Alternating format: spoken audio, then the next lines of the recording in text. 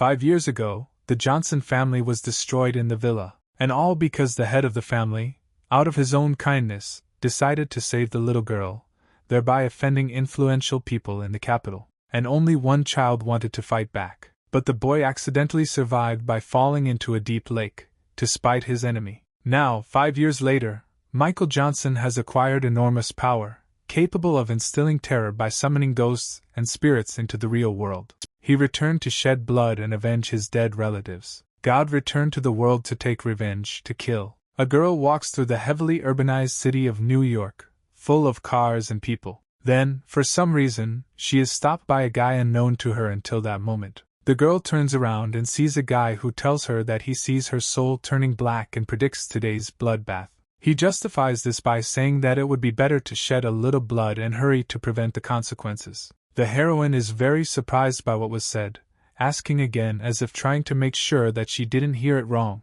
She then calls the guy a dirty pervert, refuses to date him, and walks off into the sunset. The guy reflects on the fact that he was just kindly remarking, and he was already called a pervert. How quickly women have changed in New York, but in the end, this is not Chicago. Then Michael remembers that he was born into a happy family, but his peers always mocked him for belonging to the Johnson family. But 5 years ago it all ended because his father decided to save the little girl. But one high-ranking person did not like this, and therefore a few days later, during a banquet at the villa, the Johnson family was destroyed. Only Michael survived.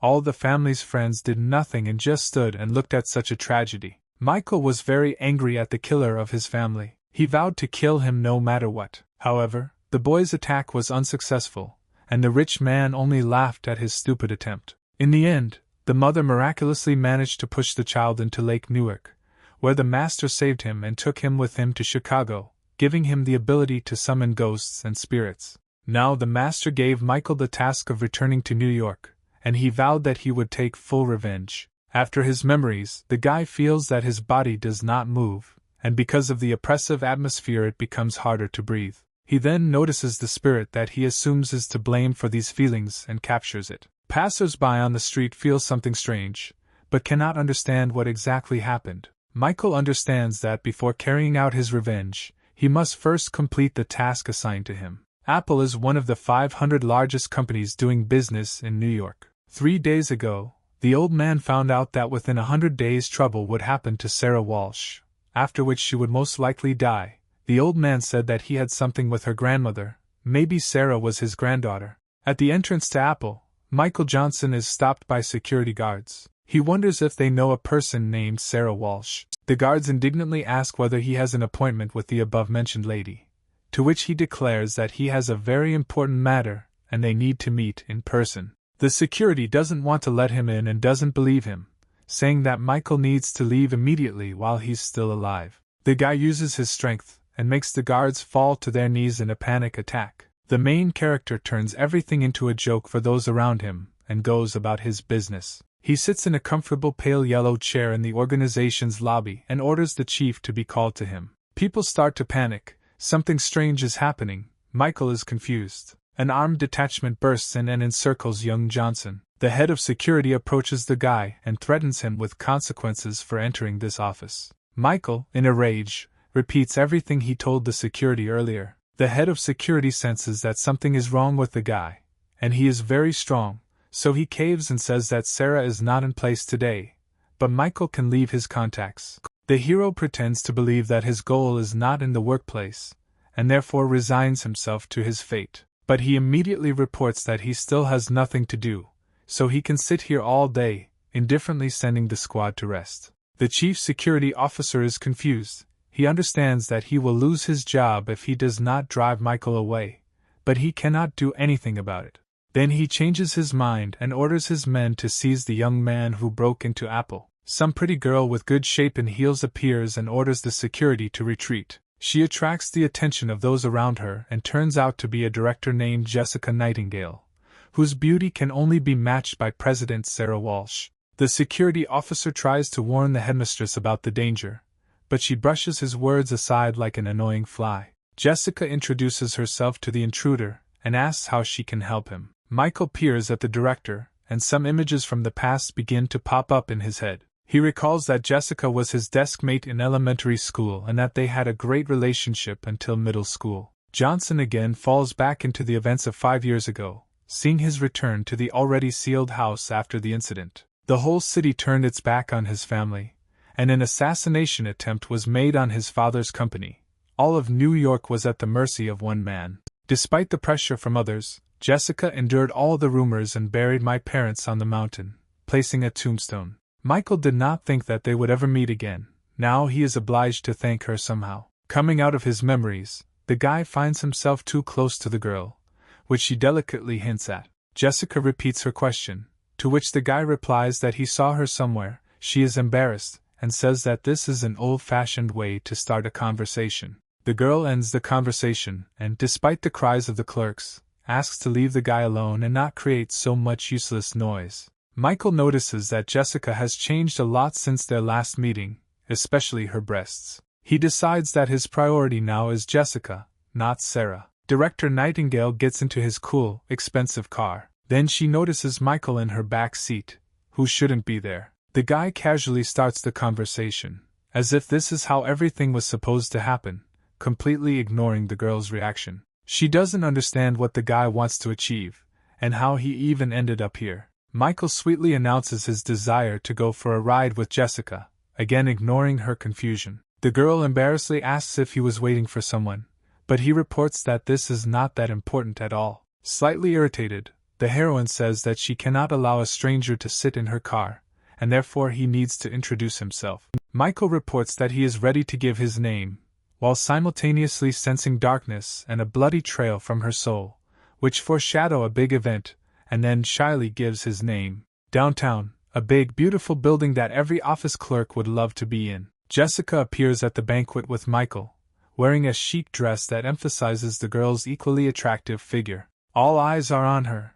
Everyone wants to know who she is and what kind of guy came with her. They sit down at a large banquet table, surrounded by whispers from those around them that the director has never brought a man over for the evening. Wealthy men immediately gather around her, wanting to get to know her better. Michael remains meaningfully silent, while Jessica tries to keep the attention on herself. Everyone offers Mrs. Nightingale a drink, to which she becomes very embarrassed. Michael intercepts the glass intended for his companion, wondering how many glasses he needs to drink. Those who recently communicated so nicely with Jessica are greatly outraged by the intervention of some unknown beggar. Michael does not ignore the insults, smiling sarcastically. The director takes the glass from the guy, demonstrating his control over the situation. Jessica touchingly reports that she doesn't know how to drink wine, so she asks to be allowed to drink just one sip.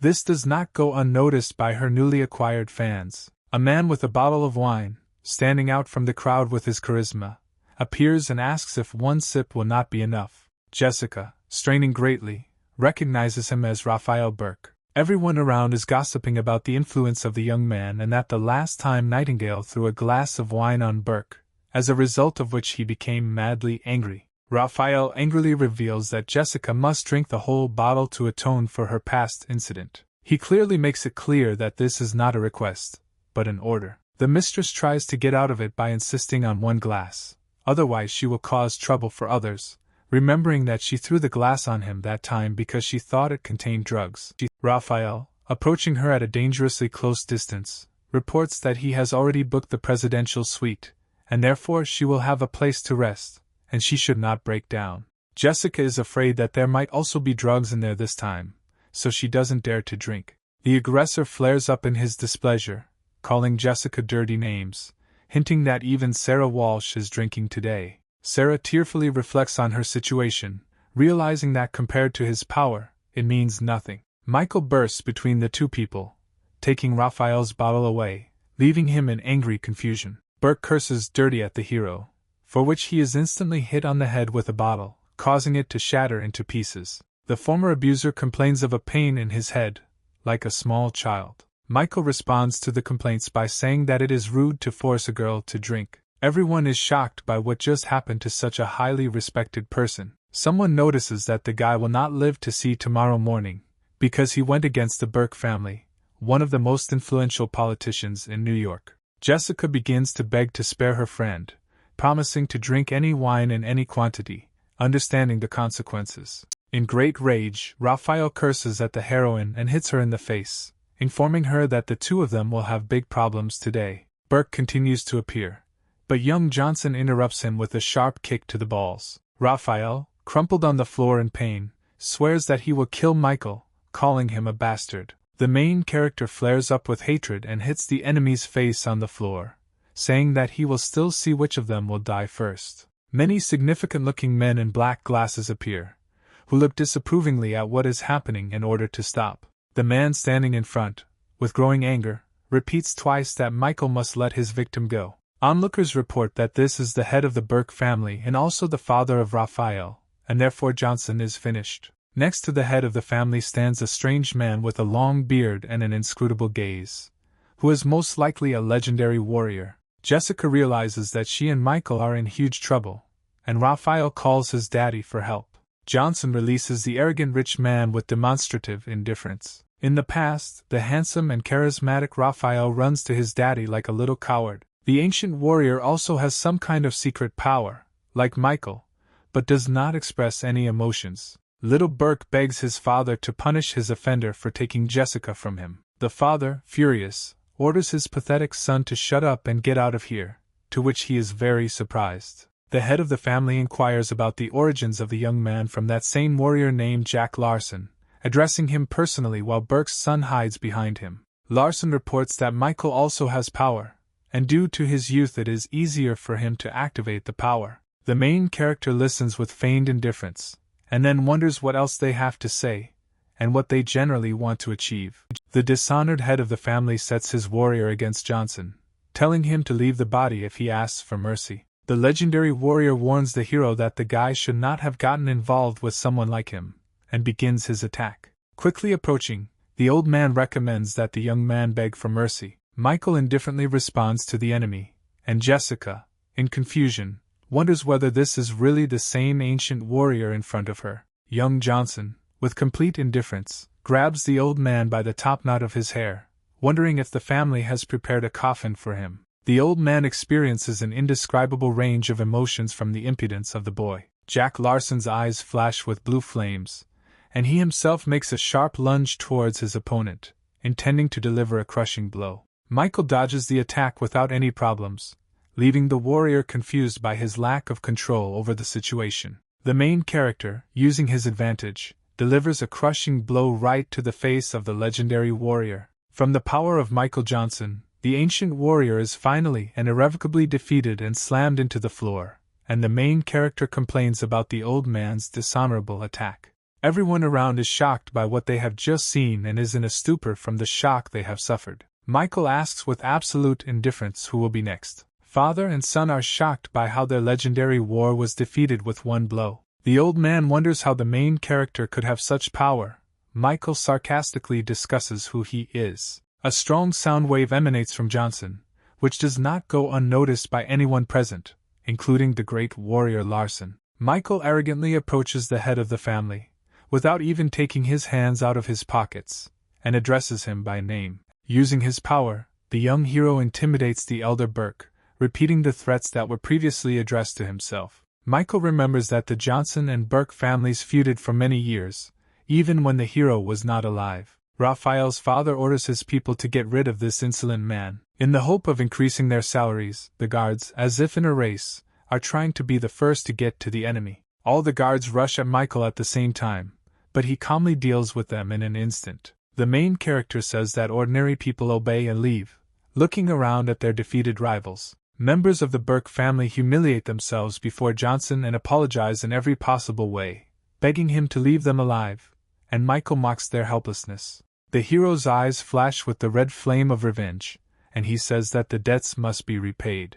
Just in time to ensure no one gets hurt, security rushes in and orders it to stop immediately. The chief officer, a pretty young girl in a tie and shirt with shoulder straps, asks Michael to move away from the people. Finding members of the Burke family on their knees, she wonders what her son has done again. Encouraged by the arrival of the security service, the father, joyful and relieved, says that they have been saved. Also, being in great shock from what she saw, she notices the defeated legendary warrior of the Burke family, who is dragging on his knees on the floor. Michael grabs the head of the family by the hair and says that he was just bravely defending a girl from a prosperous family from the advances of this guy. The officer aims a gun at the protagonist, ordering him to let go of Burke's hair or she will shoot. Meanwhile, Michael indifferently reflects on the fact that the captain turned out to be a woman. Young Johnson does not comply, which is why he receives a second warning, and all the other armed people aim their weapons at him. Michael is going to deal with them too, again tapping into his inner strength. At this moment, Jessica grabs his hand, apologizes and says that the guy is not okay, he has cramps in his arms and legs. The lady invites the guy to stay here, to which he rightly asks why he needs this. The main characters argue. Jessica says that she will leave Johnson if he doesn't stop, to which he is indignant. At the same time, the head of the Burke family is worried about the state of his hair. Mistress Nightingale sits the guy down and tries to show the security captain that he's surrendering so they don't have to shoot. Michael is very upset that he was not allowed to deal with the security service, so he asks what to do next, and Jessica asks that this be left to her. The director tells Johnson that he will have to travel with the captain, fill out a statement that he defended himself, then everything will be fine. He replies that he will be able to leave without any problems. It's already late at night. There is peace and quiet in the city, the sky is clear, the stars and the police department are clearly visible. Another police officer comes into the office of Captain Jenkins, who is at the crime scene, and reports that they have watched the video footage more than 10 times. The subordinate reports that all cameras show that Michael Johnson acted in self-defense, with the exception of one. The girl asks what he means by doubts in one's cell, to which he shows her the recording. The cameras show that at first the old man approaches the guy, but in the next frame he is already lying on the floor, and what happened at that moment is unknown. The captain reasons that despite their quick reaction, someone could have managed to erase the data from the CCTV camera. Despite the fact that he may have enormous power hidden within him, there is no evidence against Johnson, and therefore they recognize it only as self-defense and let him go. A satisfied Jessica and an indifferent Michael leave the police station into a clear night. The girl is glad that they got off easy. The young hero realizes that if he leaves New York, the Burkes will get their dirty paws on her again. Michael decides that he needs to find time to deal with them. They walk through the city at night, having a nice conversation. The guy offers to walk her home. Jessica begins to get nervous. Johnson reports that he just arrived in the city and has not yet found a place to stay for the night, and therefore he will apparently have to spend the night on a bench in the park. To which the girl replies that she has a free room in her apartment that she can allocate for Michael. Johnson begins to make vulgar jokes towards Mrs. Nightingale, which makes her very embarrassed. They continue their casual conversation, not noticing the car parked nearby. In this car is Captain Jenkins, already familiar to us, who is watching the couple, talking about Michael's strength, since all the bodyguards of the Burke family are former special forces. After reasoning, she calls her brother and sends the CCTV footage in the hope that he will help figure it out. The mountains are at the level of the clouds. A lonely house with a pair of windows and an orange triangular roof has been built here. Captain Jenkins's brother, who has solid muscles, a scar on his face and a bunch of weapons on his back, complains about his sister, since she always asks for his help. He is outraged by the current situation, because he is the captain of the Dragon Spirit Squad, and not a movie policeman, but he still undertakes to help his sister and pulls the laptop with his power. Brother Jenkins turns on the device and begins watching the videos sent by his sister. Smiling maliciously, he is indignant at the inability of the bodyguards to resist such a child. They should be fired, this is a disgrace. The Dragon Spirit captain notices a shot of Michael dispatching opponents without even touching them, realizing that he has the power. He says that skill is the peak of opportunity, and Johnson is a true martial artist. Brother Jenkins calls her, and says that he would really like to know more about this guy in the video as soon as possible. There is a growing crescent moon in the sky, there is light cloudiness, a panel house in which the lights are on, and Jessica lives there. Mrs. Nightingale comes out of the bathroom and says that it is now free and Michael can go there. Standing under hot water in the shower, doused with steam, he again begins to remember his past. After being saved from death, he thought it was a blessing, but an even worse nightmare began. On the very first day, without any explanation, the master threw him into a cage with a tiger that had been starving for 3 days. But in the end, Michael survived and defeated the tiger, but this was only the beginning of his trials. The master sent him to dangerous places, tempering his body and soul, each time he faced hopeless situations, and each time he survived, so he feels alive only when he is constantly in anger and hatred. The last Johnson swears that he will find all those who were at that ill-fated banquet, and they will pay for everything in full. Meanwhile, Jessica is slicing a watermelon, thinking about how Michael has nothing to change into and remembering that she forgot to hide her underwear. In a panic, she runs to pick up what she left in the hope that the guy has not yet seen anything. The girl runs into the shower, asks Michael not to leave, but notices that he has already left and is standing in front of her, covering himself with a towel. In front of him, she cannot say what she wanted and begins to stutter, but he cannot understand what she wants, asks to wait, while he gets dressed and pulls off the towel. She runs away, slamming the door behind her, leaving the guy very bewildered. A very embarrassed Jessica is in her room trying to prove that she didn't see anything unnecessary. Michael understands that she won't come out anymore, but that's good, because he still needs to settle some things. It's late at night in the Burke family's luxurious villa with a swimming pool and the lights on in the room. The father grinds his teeth from public humiliation. The son tells his father to stop shaking with hatred, as it makes him dizzy. Dad is very indignant. He shouts that because of his useless son, the legendary warrior Jack Larson is seriously injured, and only his grandfather can protect the family instead. The son, sobbing, offers to call his grandfather, since he still does nothing, and the father says that he cannot leave it like this, so he will not calm down until he deals with that guy. Together they decide to call the elder Burke, and Raphael imagines how he will mock Michael, undressing Jessica in front of him. During the conversation, a dark figure appears, suspiciously reminiscent of Johnson, who wonders what they are talking about. The members of the Burke family present are in indescribable shock at the appearance of their newfound worst enemy. Michael sits casually on a chair and invites them to chat, while the others are afraid that he will kill them. The Burkles do not believe that he is capable of killing, but the protagonist begins to use his power against them, directing his supernatural power against his son. The father begins to tearfully beg Johnson to let him live, explaining that he has no claims against him, to which Michael just laughs madly, sarcastically questioningly repeating the phrase about claims. The guy angrily reminds the father of the Burke family that 5 years ago there was a banquet at which all the Johnsons were killed. Berkeley suddenly begins to realize that his opponent is the same boy who fell into the lake, and is surprised that he still survived. Michael slams his hand full of magical power into Berkeley Sr.'s face. The last Johnson, before killing Burke Sr., says that he is not an ancient warrior at all, but a god of medicine, and then laughs at his idea that a warrior is the peak of his capabilities. Michael uses his magic to deal with the man and shouts that he will deal with any one blow. On this day, New York shook. Claude Burke, the eldest of the Burkes, materializes above the mountain in extreme dissatisfaction. He is dressed in a kimono. Magical energy flows around him. He sees the death of his relatives, but does not know who dared to do it. The old man swears that he will find the one who did this, behead him and chop him into thousands of pieces. At Jessica's apartment, Michael meditates in the company of his power spirit, and muses about how he needs to train more while being there. Johnson is holding a black stone in his hands, a gift from his father for the boy's 10th birthday.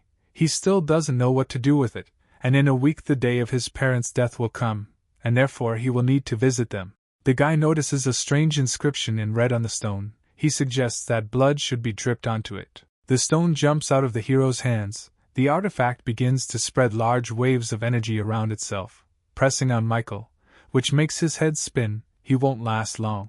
The young hero appears at the cemetery beaten and half naked, surrounded only by a clear night, swords stuck in the ground, and tombstones. Michael comes to his senses. His head is pounding, and he notices a black fog around him. He ended up in the cemetery of rebirth, and does not understand what is happening there, and how he ended up there. Magic swords glowing with violet fire from the sky begin to fall on him. Among the swords, red eyes with vague outlines of mouth appear. They seem to have bad intentions. Roth angrily says that being in the late stage of life, the hero dared to enter the rebirth cemetery. Multiple dark spirits order the guy to leave immediately if he wants to live. Michael sleeps on the bed in a cold sweat with a black stone in his hand and a sore head. He remembers last night, and that his strength has not yet reached the threshold of entering the rebirth cemetery. There are exactly 100 tombstones, therefore 100 souls. A knock on the door interrupts his thoughts. It is Jessica who informs him that breakfast is ready and she is waiting for him. Finishing his reasoning, the guy goes out and sits down at the table, where Mrs. Nightingale is already there and a rich, delicious breakfast. Michael turns to Jessica that she cares about him so much that he doesn't want to leave and offers to wash the dishes, cook on his own and warm his bed on cold winter nights. She notices that she has heated floors in winter, and if he wants to stay, it's not possible since she has monthly rent and household chores. The guy embarrassedly says that he doesn't have money now. Jessica suspects that he decided to live at her expense. Young Johnson grabs a napkin, begins to write something intensely on it, and then hands her a piece of paper with some kind of recipe. This rejuvenating product of one of my friends is considered low grade, but if you register it, then rent will not be a problem. Jessica laughs at his proposal and says that no company in the market would be interested in his proposal. Michael imagines the complete success of the product in his head. Then the director's phone rings. It turns out to be Sarah Walsh. Jessica takes off and runs to the meeting, leaving the guy alone in confusion, recommending that he find a job rather than think about the elixir. The Central Market, where Michael is trying to sell his miraculous remedy, Miracle Hands, which cures all diseases. Passers-by notice the extravagant price of 100,000, and they clearly do not intend to buy this product for that kind of money, considering the guy a man and a charlatan. Suddenly, a pretty girl in a beret and a pink windbreaker appears in the crowd. She calls the seller to her, jokingly calling him a charlatan. Michael leaves with the girl. Upon arrival they see a large, beautiful house. The guy again advertises his medicine, but the girl explains that this is not what she brought him here for. She introduces herself as Anna S. and says that she is extremely captivated by his desire to outwit everyone, to which Michael says that he has no time for games, and then he tries to leave. After that, she gives a card, the balance of which is the promised 100,000, and the main character changes his position and says that he is all at her disposal and will go through fire and water for her. Anna tells a sad story about her family and about the illness of her father, who only has a couple of days left to live, and she is also afraid that after his death her mother will do something stupid. She asks Michael to take his father to the mountains for pretend treatment to make it easier for his mother to bear his loss, and the guy notices that this miss is not very smart. Finding a benefit for himself, the hero promises to do everything in the best possible way. They enter the house and are greeted by the doctor, noting that now is not a good time to receive guests, since her father Robert Clark is ill. The guy and the girl enter the chambers, finding the older Clark looking sick. The girl tells her father that she has returned again. Michael realizes that things are very bad. He sees that this man will soon leave for another world, since his chest is already filled with dead air, and when it reaches his head, nothing will help him. The daughter also sees her father's condition and tells Michael that they have been undergoing treatment for a long time, but not a single doctor could help him, and the latter said that Dad had one day to live. She asks the guy to help hide this fact from her mother at any cost. Then the mother comes into the room and asks if it is true that the father has one day to live, as the doctor told her. Some guy remarks that there is no point in hiding this information from his mother. He introduces himself as Percy Clark, Anna's brother, and says that he has already organized the funeral, which will take place in a picturesque place. The daughter complains about the indifference and callousness of her brother, with which he says this in front of his mother, but he says that his father has already suffered enough, and when Percy himself becomes the head of the family, he will not offend anyone. Michael understands that if his mother is gone, then there will be even more money for Percy, and Anna says that his father will never allow him to become the head of the family, telling his brother that he is just an animal. Percy curses his sister dirty, threatens her cruelly, and raises his hand to her. Michael defends the girl, attacking her brother, saying that her father is not dead yet, but this one has already planned everything. The doctor intervenes and states that the main character has just hit the future head of the Clark house and wonders who he even is. The god of medicine asks for a price of 10 million and promises to heal the father of the family. The mother asks her daughter whether that guy can really help her father, to which the girl lies, saying that she has known him for a very long time and is completely confident in him. Anna reasons that he simply has to cure Dad, because he charged an incredible price for his services. Percy is clearly not happy with the intervention of some charlatan sent by his sister, and feels from him a danger to himself and his plans. He does not care what happens next, the main thing is that he will definitely receive an inheritance. Michael approaches the bed of the father of the Clark family. There is no one else in the room. The guy decides that he will not let him die, since they have already met. Particles of his power begin to appear around him. He reports that the knowledge he has acquired about medicine should be enough to pull the old man out of the ghostly gates. Michael's eyes glow pinkish purple and he recites a spell. Robert, to the loud exclamation of the guy who shouts "Get up!" rises into the air. Black energy begins to come out of his eyes and mouth along with dark smoke. Michael realizes that this battle will be much more difficult than he expected, since the man is enveloped in the energy of death. But the old man still has a pulse, and therefore all is not lost. Michael continues to fight with the dark force of death for the body of the father of the family. The dead spirit escapes from the man's body, and Michael catches it in his fist. The remnants of the dark essence forcefully splash out from the old man's body, heading into Michael's fist. Exhausted but alive, the old man falls onto his bed, and Michael argues that saving him was harder than killing any of his previous opponents. The god of medicine goes out the door to his waiting relatives and reports that everything is fine with their head of the family, and he will wake up soon. Percy can't believe his ears and the fact that his plans will go to waste. Anna doesn't understand whether her new acquaintance is deceiving them, and her mother cries from her newfound happiness. Michael asks to pay him. The enthusiastic wife of the reborn thanks him and gives him a card, telling him the password for it. But Percy, clearly dissatisfied with this set of circumstances, intervenes and brings his mother down to earth, reminding him that his father has an advanced stage of lung cancer, and it is not possible to cure him. Percy sticks his finger in the supposed charlatan's face, insisting that he must see the results first, to which the medicine god replies that it wasn't that easy for him to earn that money and grabs his finger. The next moment, Percy is already writhing on the floor in pain, and Michael says that he took the money as if for a consultation, and the master will wake up for 3 days, and after that they can turn to him again. And if they don't come, then death for their relative is already guaranteed. Percy, enraged, vows to finish Michael off, and the doctor tries to calm him down, and says that he will help him sort everything out. Then, unexpectedly for everyone, Robert comes out to the family. The son is in incredible shock from what he sees, and mother and daughter are sincerely happy to see him. With his first words, the father asks where the doctor who saved his life has gone. The head of the Clarks thanks his wife and daughter for calling such a wonderful doctor for him, and sarcastically remarks to his son that he has done a lot of good things lately. The father angrily attacks his son, knowing full well what he really planned, and that Percy will never see his father's money again unless he finds the doctor who saved his life again. At the same time, a meeting of directors is taking place at the Apple office, where it is reported that shares are falling, and the company is in a difficult situation and that the forecast will not change in the near future.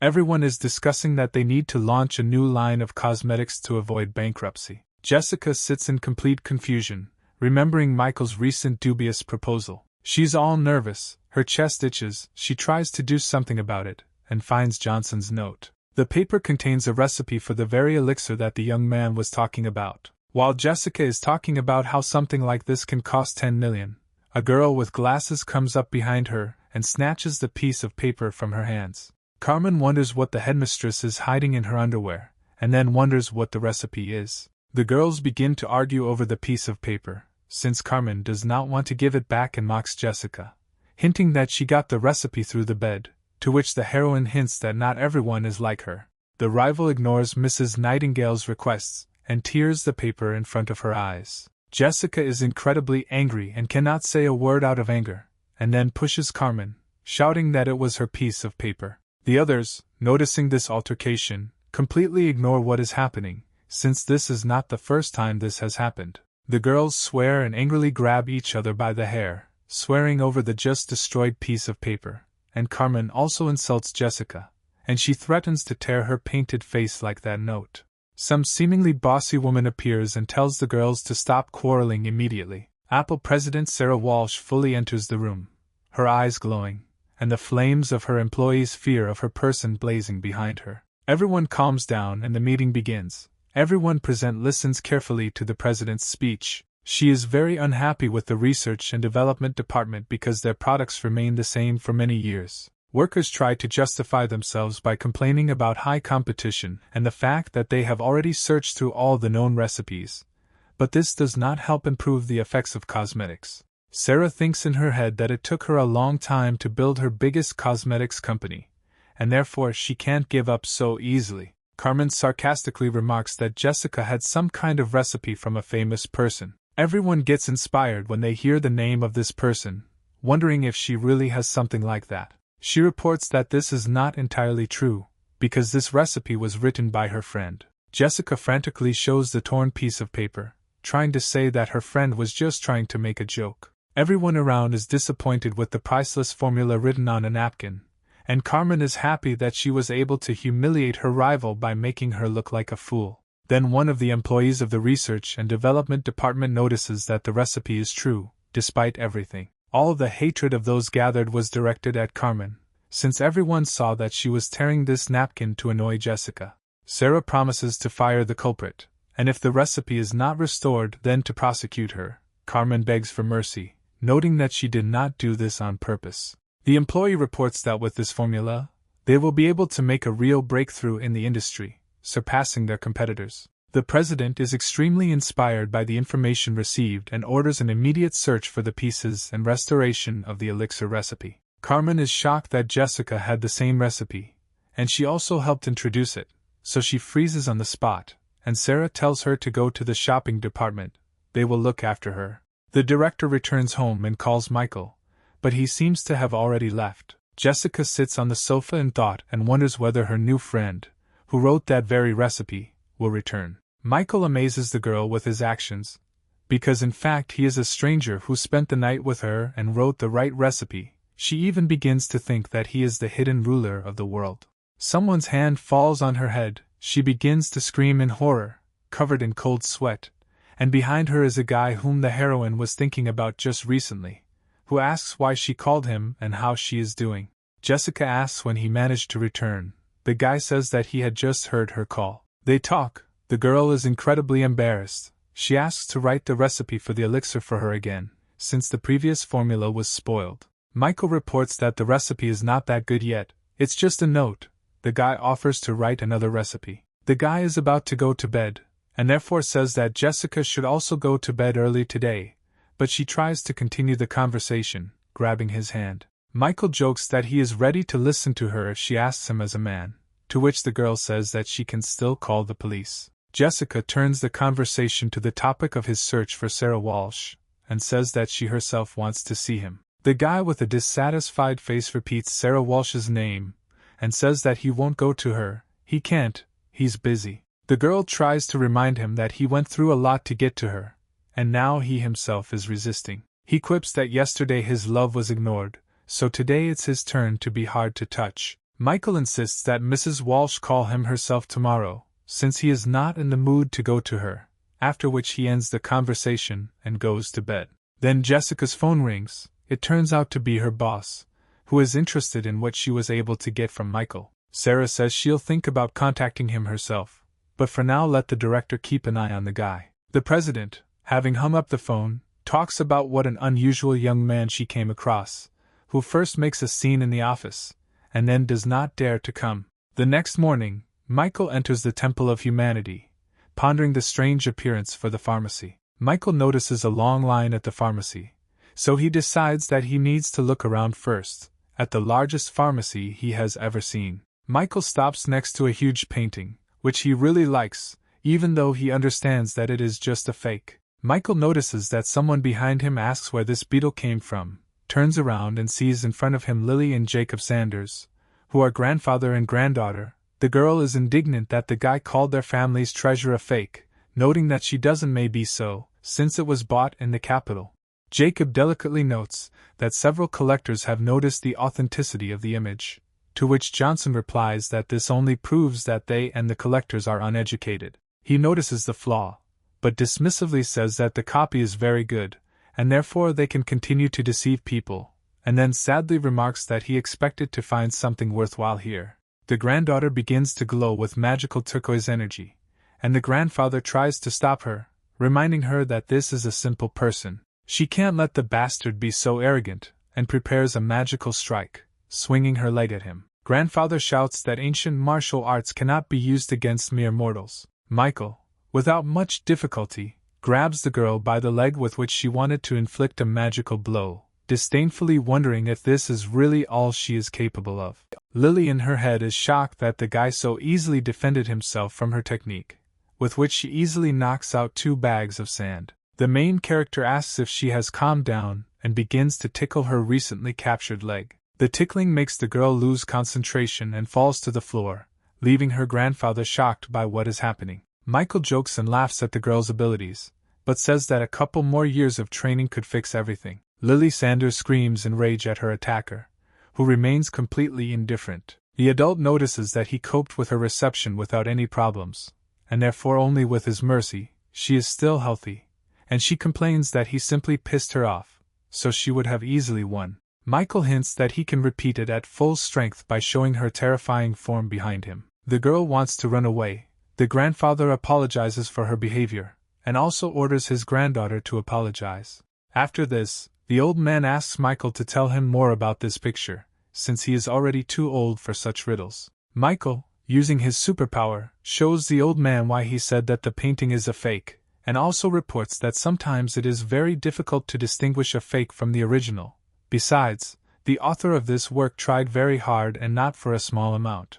After the story, the hero receives medicine from the hands of Lilia Sanders herself, the granddaughter of the chief physician. Michael offends the girl, to which she flares up again and declares that today is simply not her day, and in general her grandfather interrupted her. Jacob puts the girl in her place, saying that even her master cannot learn the powers that the guy standing in front of them has. Michael orders more medicine. They say they will do it for free for the inconvenience, but the guy insists on paying. Johnson says that he has enough money to pay, and the girl makes faces at him in order to somehow offend him. Jacob tries to explain to his granddaughter that this warrior is from a famous family, and if it's really him, then the city will be uneasy in the near future. Michael walks through the city and remembers his plan for revenge and that it is time to prepare for it. But first he realizes that he needs to deal with the annoying fly, meaning the suspicious guy behind him. Meanwhile, in the pharmacy the argument continues about who this guy was here just now. The girl does not believe that he is special, and the grandfather says that he is, however, stronger than her master. There are rumors that he can destroy entire troops with his bare hands. All weapons are powerless against him, and people are just ants to him. The girl says that he is too young, but grandfather continues that he is not even a master, but something more powerful. You can't give him more than 20, and he already has so many opponents, so we shouldn't become one of them. The Clark family messenger is happy to have found the one he was ordered to find so quickly. Michael turned into an alley. The guy thinks that he was noticed, but it turns out that his target has completely disappeared. The guy is still confused, but Johnson is already diving on top of him using his magical power. The servant finds himself under Michael. The young hero tells the servant not to force him to kill. The pursuer asks for mercy, promising to tell everything he knows. The guy turns out to be a private detective and tells everything about himself, his family, profession, hobbies, complains about living conditions, says that he took out a loan. Michael explodes and shouts that he needs the name of the customer, and not all the nonsense he just heard. The detective says that the father of the Clark family is looking for him everywhere, and has offered a reward of 1 million for his capture. Michael remembers about the untreated old man. The detective simultaneously offers a lucrative offer, asking him to go with him to the customer. The hero leaves indifferently, recommending the guy not to do this kind of thing again if he wants to live. The character returns to the house and notices a very nicely dressed Jessica there, who is getting ready to go somewhere. She tells Michael that they are going shopping together to get new clothes for him and a phone to keep in touch. He says that she shouldn't spend so much money on him, and Jessica tells him not to worry about it, taking his arm and heading to the store. Michael is standing in his new dress suit. It suits him very well, perfectly complementing his appearance. Jessica embarrassedly remarks that he looks very attractive in this suit. She, winking, says that in this form it's not even a shame to pick up students, and also wonders if he has anyone and talks about her friend's older sister as a real beauty, to which the hero sharply replies that he doesn't have one. There will never be a girl. The girl suspects that Michael has never fallen in love and that he is generally a virgin. But he remembers in his head that he clearly had no time for this. For 5 years he honed his skills, and therefore he had no time or desire to communicate with girls. But once upon a time, when his family was still alive, he liked Lucy Vox, who was the most beautiful in school. He even wrote her a love letter, which she replied to. The answer was a request to admit this in front of everyone at the line at school, which he did in his naivety, and she blew him off in front of everyone. It was a trap, and he fell for it. Then he realized that girls are a waste of time and resources and not worth it. The guy is burning with rage, and the girl tells him not to worry so much, because she didn't have anyone either, but life is still wonderful. They go to another store, talking peacefully, and on the way they meet Maria, a friend of Michael's first love. Dahlberg ignores the hero, turning only to Jessica, noting that she has not changed at all and seems to have a boyfriend. Then she notices that he looks suspiciously like Michael Johnson. Next, she tells her friend the story that the hero recently recalled. After searching the internet, they find out that the victim of their dispute has already died along with his entire family. Michael flares up and wants to shut up the stupid old acquaintance along with her vile boyfriend. Jessica notices the guy's condition, grabs his hand and tells him not to pay attention to them, and takes him further to the shops. Insults fly in the back. Michael says that he could get rid of them without any problems, to which Jessica gently hints that the guy was already at the station a couple of days ago. They notice a very cool suit that would be great for Michael. The consultant notices them and says that they made a great choice, and the price is only $360,000. Jessica realizes that she doesn't have enough money on her card, so she tries to pretend that the suit doesn't suit him at all. Maria Dahlberg appears again and speaks, insulting Mrs. Walsh, to which she tries to justify herself. Jessica is very angry and wants to hit her friend, but she threatens with her connections and says that there will be consequences. Michael can't hold back his emotions and gives this pathetic woman a juicy slap, telling her that she'd better shut her mouth forever. Everyone is shocked by this act. Jessica is surprised. An old friend is surprised that she was hit. Her boyfriend is very confused. The bitch's boyfriend threatens with his status, simultaneously performing some actions on the phone, saying that such poor people as they can only dream of money like his. In the midst of an argument, Percy appears with his father, who are confused by what they saw in the store. He wonders how someone dared threaten the god of medicine using his own company's name. The boyfriend cannot believe his eyes. He sees in front of him the president of the company, who should now be seriously ill. A girl and a rich guy bow to the power of the father of the Clark family. The president ignores the clinging, heading straight to his savior, thanking him for saving his life in sincere gratitude. Everyone around is shocked by the relationship between the rich man and Michael, especially Jessica, who thought that her friend had no power. Michael disappointingly reports that, unfortunately, most of his family is not happy to learn that he survived, but the master says that his son is ready to improve and orders him to kneel before Johnson. The guy, sitting on his knees, apologizes for the inconvenience caused to the god of medicine. Those familiar with Percy are shocked by his behavior, because he has always been very proud and incapable of such things. Michael pointedly ignores everyone around him and turns to Jessica, saying that it's time for them to go to some women's clothing store to buy her something too. The father punishes his son, believing that Michael's neglect is caused by his behavior, and also informs him that if he never earns forgiveness, he will spend the rest of his life on his knees. The bitch's boyfriend notices that the president of the company made a mistake about something, to which he slaps the slanderer in the face and says that he and his father no longer work there. Maria Dahlberg notices that they crossed the path of the wrong person, and her boyfriend is crying because he has nothing more, and now he is the rogue here. Jessica and Michael leave the store with a bag of clothes. The girl happily reports that the guy couldn't pay the rent, but allows himself to buy clothes for her. Mrs. Nightingale is very touched by Johnson's behavior, and he knows that she took pity on him, buying only goods at a discount. Although everyone understands that he has millions in his hands, she really is a good girl. Already on the street, the Clark's father Robert catches up with him. He asks the young people to wait for him. With a helpful face, he invites them to take a walk. Behind him are two of his employees with their arms full of boxes with expensive brands. Michael asks what he needs, and the head of the Clarks says that he does not need Johnson, but the girl next to him. He says that he has gifts for her and hands over everything that his servants had behind his back. Jessica realizes that these are the things she wanted to buy, but for which she did not have enough money. Johnson understands that Robert is not a mistake, and therefore decided to come from the side of a girl who is easier to please. Michael notices his interest in saving his life, and therefore says that he will come to them tomorrow at 9 o'clock in the morning, giving him one last chance. Robert is very happy that Johnson paid attention to him, and reports that he and his company are always ready to provide him with any help. An unknown mansion, in which Dahlberg tries to prove to Lucy Vox that she saw Michael Jocelyn, who has not changed at all in appearance, but his character has undergone major changes. The girl is very interested in the words spoken by her friend, so she listens very carefully to the detailed story about the guy's adventures. Lucy notes that a young man must have very great status and power for Robert Clark to crucify himself in front of him, and if Michael had survived, he would have been homeless, so this whole situation is simply unthinkable. The girl reflects that 5 years ago the Johnson family was weaker than the Vox family, so even if he survived, the situation cannot be equal to hers. The couple gets to Jessica's house. She is very interested in how Johnson knows Robert Clark, because she could only dream of buying such expensive things. Interrupting her enthusiastic thoughts, the girl remembers work and wonders if Michael will meet with the president of her company.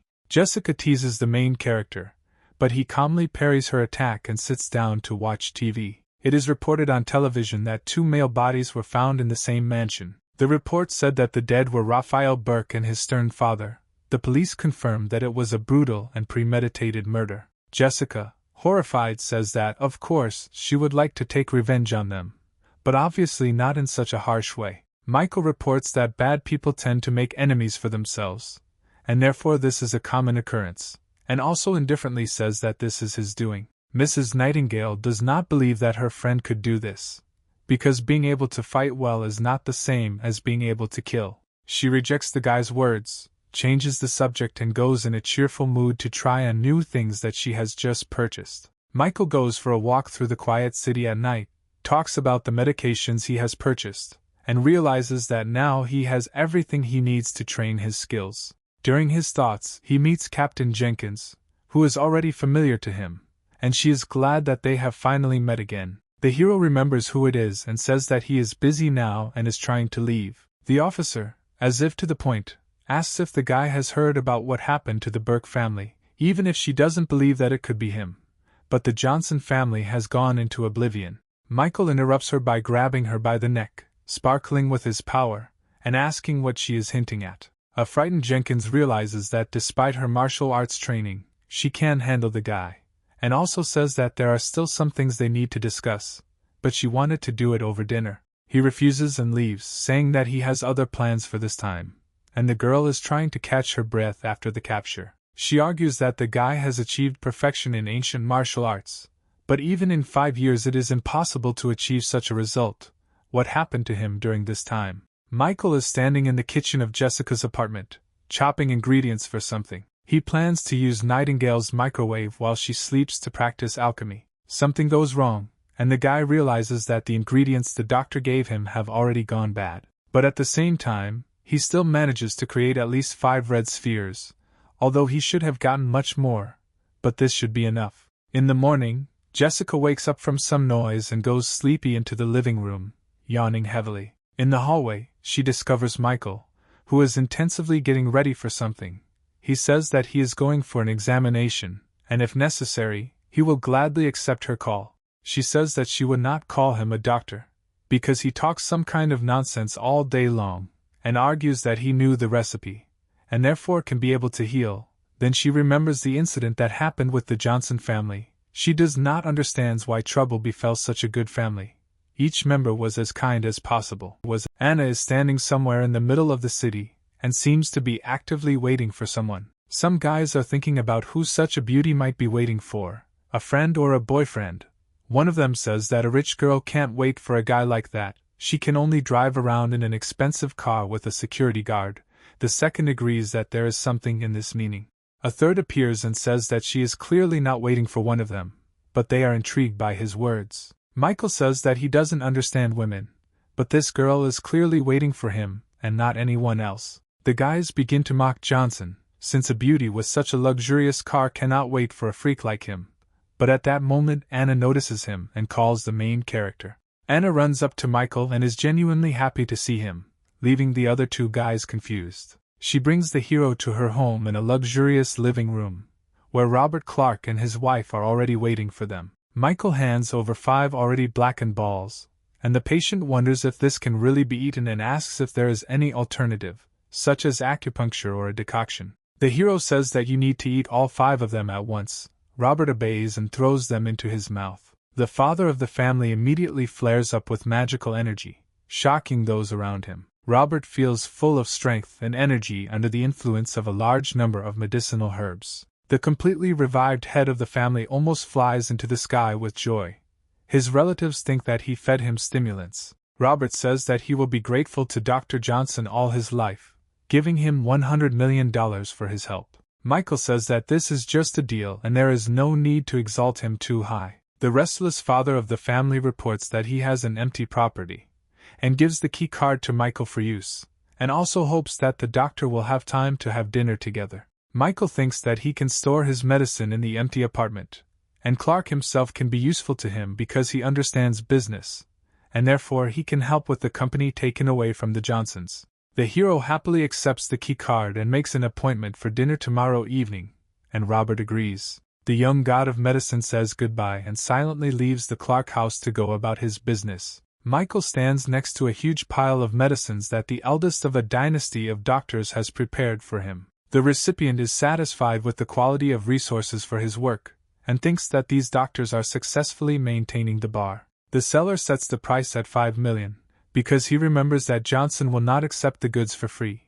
But Michael understands that the price of the goods is at least twice as much. The main character wonders where his granddaughter went, and having received the answer that she went to the mountains with the master, Michael gives the old man an incomprehensible piece of paper for his granddaughter, and tells him to give it to the master if she doesn't understand what it is for.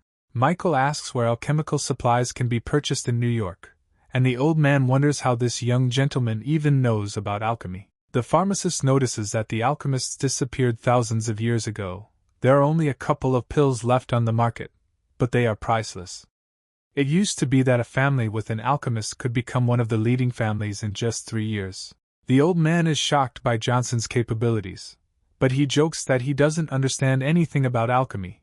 He just likes the aesthetic appearance of alchemical furnaces. Having received the answer that the stove will be available at auction in 5 days, Michael asks to contact him and leaves. Then Lilia Sanders unexpectedly returns with her master and shouts to her grandfather that they have returned. First, the grandfather asks whether his granddaughter behaved well, and then he talks about how Michael Johnson was here again, and she offended him last time, and this time she ran away. The girl insists that his master is cooler, and the teacher himself tells the girl not to say anything stupid, because her grandfather does not say meaningless speeches. Jacob reports that Johnson left something for her and hands over the piece of paper.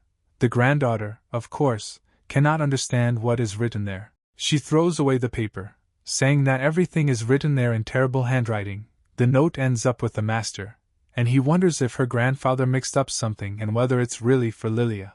The master determines that this note is from a real professional, and very nervously asks Jacob to meet this young man. The teacher says that even in his youth he trained and his strength was of astronomical proportions.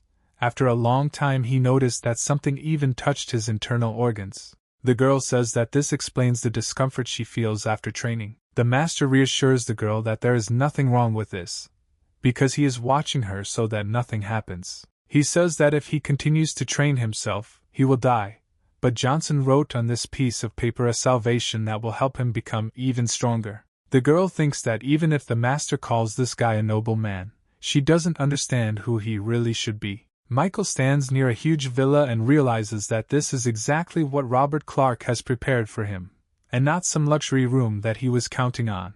The guy didn't think it would be so big. He is simply delighted with the apartment provided to him and praises the furniture, and notices that he likes Robert more and more. The guy thinks that it's somehow lonely here for one person, and therefore he's going to invite Jessica here too. At the same time, Jessica calls Johnson to say that she needs to return home to her parents for a while, so they will not meet in the evening, and Michael is a little worried about her. The hero argues that his house used to be smaller, but it always had a harmonious and lively atmosphere. Michael remembers that tomorrow is the anniversary of his parents' death. He promises to avenge them. He has already managed to get out of the whirlpool, which means revenge is just around the corner. Michael hears the doorbell ring and goes out to take the large quantities of medications brought to him, noting that he can easily fit all his purchases in this building. The elder Sanders personally calls him, along with his granddaughter and the master, informing him that they are ready to help him at any time, if anything else is needed. Here Michael draws attention to the ancient warrior who came with them, and he greets him and slightly swears. Michael politely invites them to his new mansion, wondering who this great warrior is. He falls to his knees and introduces himself as Jason Reynolds and thanks him for saving his life. Lilia is shocked that her master fell on his face in front of the guy. The master calls him a benefactor and a great master, to which Johnson wonders why they call him that and scratches his head. Reynolds is very surprised, thinking that he is even stronger than the great master, since this is the basic knowledge that everyone has. Michael pretends that he is a beginner and does not understand the classification of martial arts ranks that is accepted here. The master is glad that he can teach such a warrior something and enthusiastically says that there are 4 levels: external force, internal force, master of half transformation and master of transformation. And Jason tells Michael that he is at the highest level and belongs to the class of transformation masters, and countless martial artists look up to him. The idea pops up in the head of the main character that his strength is an order of magnitude higher than those classifications that are accepted in New York, which goes without saying. Remembering the correct classification, Michael understands that he is approximately on the same level with the strongest current masters in America, although he is still very far from the true peak. Johnson believes that he underestimated the masters, and therefore asks Reynolds about how many of them there are and discusses whether there might be someone stronger than him nearby. Jason reveals that he does not know the exact number, but he knows that most of them are somehow connected to the Hodges family, and also says that despite the current era of technology and progress, those who truly control their rights know about martial arts. Jacob says there are 4 main families in New York and the 4th of them is the Burke family. It's a pity that they were recently killed, but their old man is a master who secretly practiced the arts. Michael recalls that just before his death, Raphael's father threatened him with violence from the eldest in the family, calling him a strong master. Among the rest of the families, Lucy Vox made the most impression. If not for her humiliation, he would not have received the brand of a worthless person. He declares to himself that he will soon deal with her, showing who the real nonentity is here. Reynolds, from the outside, senses a strong aura of hatred surrounding Johnson, and wonders how much blood Michael has on his hands at such and such an age. The main character walks through the evening city, cheerful crowds of people milling around, busy with their evening rest, and he talks about the fact that Jessica does not answer his calls and is afraid that something has happened to her. Michael's stomach insists that they need to find some place to eat. He walks into his old friend's diner, remembering the past that united them and how the food was always very tasty there, and even when he was deeply depressed, his friend was always there. But it turns out that there is no one in the stall. But Michael still decides to order something. Michael asks to bring him a branded kebab and a bottle of something, but is refused, since the owner is already closing the stall and recommends that he eat elsewhere. A woman familiar to Michael says that tomorrow they are moving to a new place, where he can visit them. The hero is sincerely surprised that they are changing place after so much time and is wary at the sight of an abrasion on the face of a friend. A man appears out of nowhere and brings the order to the young man, saying that there is no need to drive away the guests. The guy also recognizes his face and is even more worried, since he was also beaten, and they have always been friendly. There can be no violence in their family. The hero salivates at the sight of the delicious kebab, which he associates with childhood. Michael is enjoying the dish when a chair flies past him, which he successfully smashes with his magical powers, already in a fighting mood. 3 big guys burst into the cafe, who notice that the guy is not a failure, but today they need a store, so he can finish eating and leave. The owners of the establishment had clearly already met these guys, fearfully calling the leader Tiger. The Tiger runs into an old acquaintance of Michael, forcing him to pay for security, starting a skirmish. The big man threatens that he knows where the cafe is moving, and therefore threatens to destroy it too if he doesn't have $50,000 tomorrow. The tiger condescendingly recommends that Michael leave, and the hero sharply replies that it would be better for them to leave. The big man is irritated by such insolence, and is about to show Johnson that he cannot be joked with like that, but Michael knocks the wind out of him with one blow. The owners of the establishment are shocked that this guy knocked out the creator of their problems so quickly that they didn't even have time to see, and Michael wonders if everything is fine with them. The tiger comes to his senses and, with a wild scream, attacks the young small business advocate in a sharp counterattack. Michael counters the attack with a sharp uppercut that sends his opponent's head crashing into the ceiling, landing him on the next floor. Tiger's henchmen are shocked by what they saw and don't know what to do now, looking at their boss, who is stuck in the ceiling. The main character, spraying his aura everywhere, clearly explains to the extortionists that he promises to give them a good reception if they show up here again. The gang sits on their knees in front of Michael, begging for mercy, and promising that they will never allow themselves to do this again, and will not dare to disturb the owners of this establishment, and then they run away, released by the young guy. Johnson examines the mess in the cafe that was left after their fight and thinks that it would be good to force the villains to clean up here before letting them go. The owners ask the guy if he is Michael by chance, to which he joyfully remarks that they forgot him. Everyone is glad that they met an old friend. The owners of the establishment notice that Johnson has always been different from the other visitors, so they could not forget him. Michael returns to Jessica's apartment late in the evening and asks if she is home. The hero finds the girl and asks why she didn't answer his calls. Then she turns to face Johnson and it turns out that it is not Jessica at all, but Sarah Walsh herself. Michael doesn't quite understand what this girl forgot at his friend's house, but she comes up with an excuse, to which she asks why he lives here. He says that Jessica sheltered him for a while. Michael notices that Sarah looks great and doesn't need anyone's help at all, although the master sent him to her. They begin to talk and during a two-way interrogation they realize that neither of them can contact Jessica. Then Michael fears that she has become a target for his enemies. Young Johnson abruptly takes off in search of his girlfriend, and Mrs. Walsh is shocked that after everything he takes her and leaves her, although he himself had recently been looking. Sarah is not ready to put up with the insolence of a guy who has a recipe that she needs and decides to come up with an approach to it. Michael left, and she wonders what kind of person he is, because there is no information on him in the public domain and comes to the conclusion that it exists, but is protected by higher authorities. Such a guy can be useful for the company, but it will not be easy to control him. The girl cannot come to terms with the loss of such a shot, and therefore decides to achieve it at any cost, since this is very important for her company, and he himself was the first to come to her. Michael wanders alone through the night in New York, realizing that the city is too big, and he has no information, and therefore it is not possible to find Jessica alone. He is afraid of being late. The hero decides to resort to the alliance of the person with whom he promised to no longer have anything in common, but realizes that now this is his only way out. John Locke stands in his luxurious office in the middle of a luxurious building that completely belongs to him, and looks at the panorama of the city. His phone rings. He thinks out loud that no more than 6 people on the entire planet know this number, and therefore this call definitely means something. Michael threatens John not to try to trace the call or find the caller, otherwise he will take away everything he has given him, including his life, and then asks for help finding the director of Apple named Jessica Nightingale, who has not been in touch for 10 hours. Then he explains that he should have information about this person in the next 5 minutes and hangs up, leaving the listener in nervous confusion. A man with an interesting tattoo on his arm says that he kept this phone for 3 years and was looking forward to this call. John tells Michael that Jessica is now in the hospital because she received a call about the critical condition of some patient. She is still there. She needed an urgent operation. The director has already managed to sell a car for $50,000 while she was there.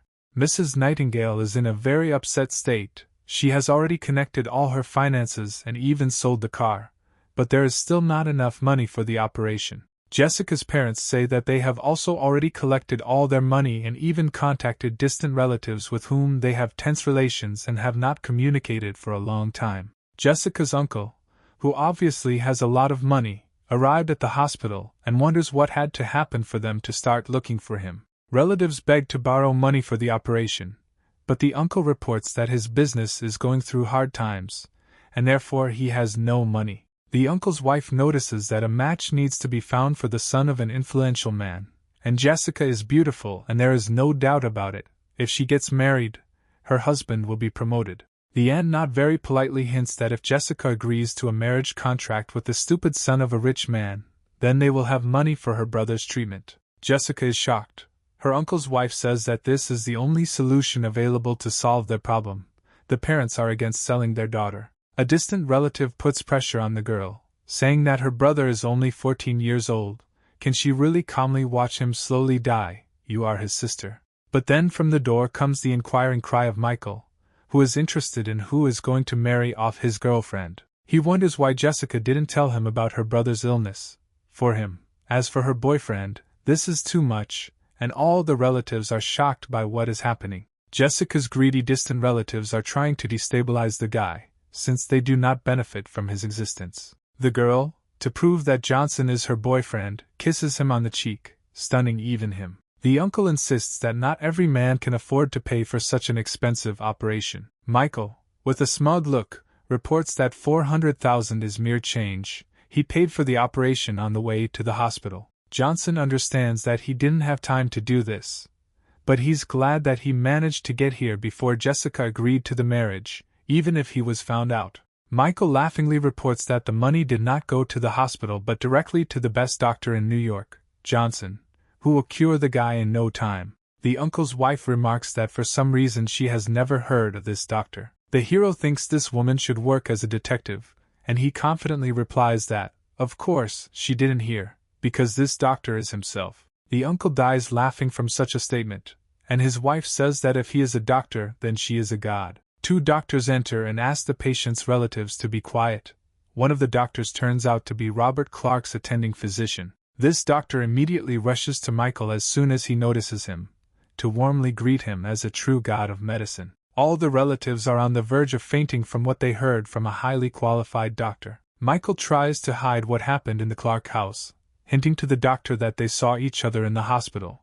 But the doctor does not accept the information received and directly reports where they saw each other before. Jessica's uncle is shocked that such a piece of trash as Johnson can be called a doctor, and also be so widely known. The doctor gets tired of the constant performances of distant relatives, and therefore he calls security, who immediately escorts them out of the premises. The doctor suspects that they may have rabies and suggests placing them in a dispensary to prevent the spread of the infection. Michael, hugging the doctor, says that despite his average skills, his methods are quite cruel, to which the doctor remarks that they dared to disrespect the god of medicine and deserve such punishment. Jessica lightly tugs the guy's sleeve and asks him to help her brother. She and her family will definitely reimburse the cost of the operation. The doctor convinces the relatives that he will undertake the operation, and besides, he will do it completely free of charge as a token of Michael's merits. The guy doesn't stand aside and quickly writes something down on a piece of paper for a doctor he knows.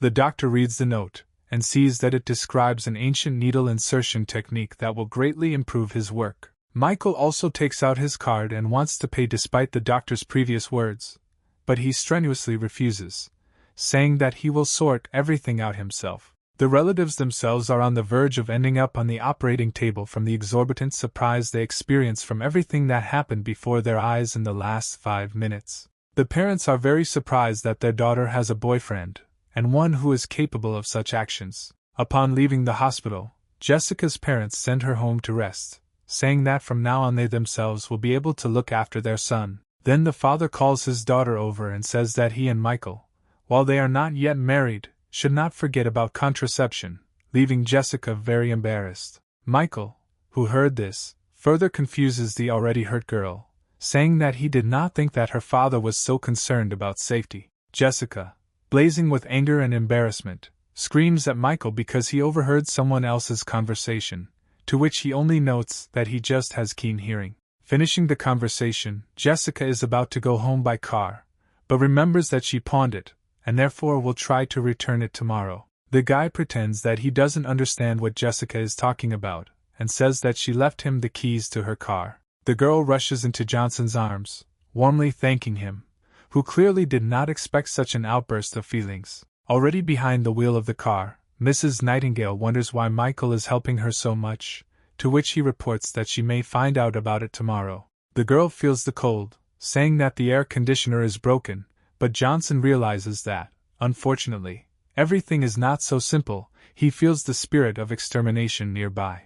The guy asks Jessica to follow all his instructions exactly, and he jumps out of the car, informing her that she needs to return home to her apartment and not stop, so that she doesn't hear behind her. Next, the girl needs to hide in Michael's room and call the last contact from his phone and ask him to send the strongest person to her within 30 minutes.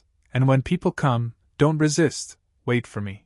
Michael is left alone on the road, watching Jessica's car go around the corner. A black car drives up to him, from which two figures get out. The guy says that it's time to meet the enemy. The man who killed his family 5 years ago appears before him, declaring that he did not think that anyone from the Johnson family was still alive. Michael asks if the man wants to kill him, and he laughs and says that the guy is real trash and doesn't deserve him to want to kill him, and sets his driver on. The villain lunges at Johnson, who stands in the same unchanged position, ignoring the threat. The hero delivers his signature blow, knocking back his defeated opponent, calling him a weakling. The main villain says that it was useless to give such a weakling a chance. The man admires the perfection that Michael has achieved in 5 years.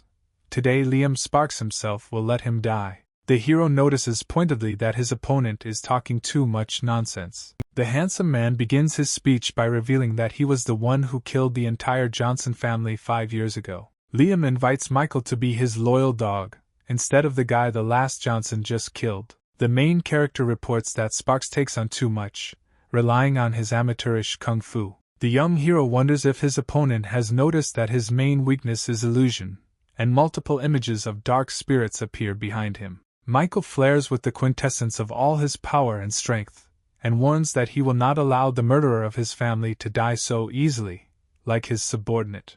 The main villain cannot believe that there is such a young master in America. He himself cultivated for 40 years, spent countless efforts and wealth, and only barely became a master. Even if he doesn't understand how the guy achieved such a result in such a short time, nevertheless, the gap in their experience is colossal. Liam screams about his intention to blow Michael's head off and, burning with anger, rushes to attack. Young Johnson blocks his opponent's deadly attacks, ignoring his skill and knowledge. Michael notices that Sparks was able to cause minor damage to him in the form of scratches on his arms, albeit more severe than he expected. Liam, spewing blood from his eyes and mouth, is horrified to discover that he broke his fingers during the attack on Johnson. Michael, with a smug smile that even the spirits of darkness behind him would envy, wonders if this is the gap in experience his opponent was talking about. The main character, blazing with magic and hatred, shouts that today Liam Sparks, the killer of the Johnson family, will pay in blood for his actions, and rushes into the attack. The villain reassuringly notices that Michael decided to attack him in the air and believes that this is his chance to win, thinking that the opponent is still extremely inexperienced. Sparks concentrates all his power in his left hand and performs a critical blow with it, cutting off the legs of the last Johnson. The main villain, with a smug smile, arrogantly asks how Michael plans to fight without legs, but after a moment, with horror in her eyes, she realizes that it was only a transformed illusion, calling on a higher kingdom. Johnson at this moment makes his true blow, filled with the full power of his magic from the back of his doomed opponent. With the blow of the main character, Liam is slammed into the road, breaking off huge pieces of the roadway with his body. Michael is in the night, standing over the site of his enemy's defeat, blazing with magical power. He notices that the opponent is still alive and says that the villain, as befits a master, is stubborn. Sparks, his face crumpled from the blow, whispers that the guy's superiority over him is impossible. Michael lifts Liam Sparks by the hair and invites him to answer one question, and then the guy will think about whether to burn his enemy alive. He wonders who told Sparks about Johnson's existence,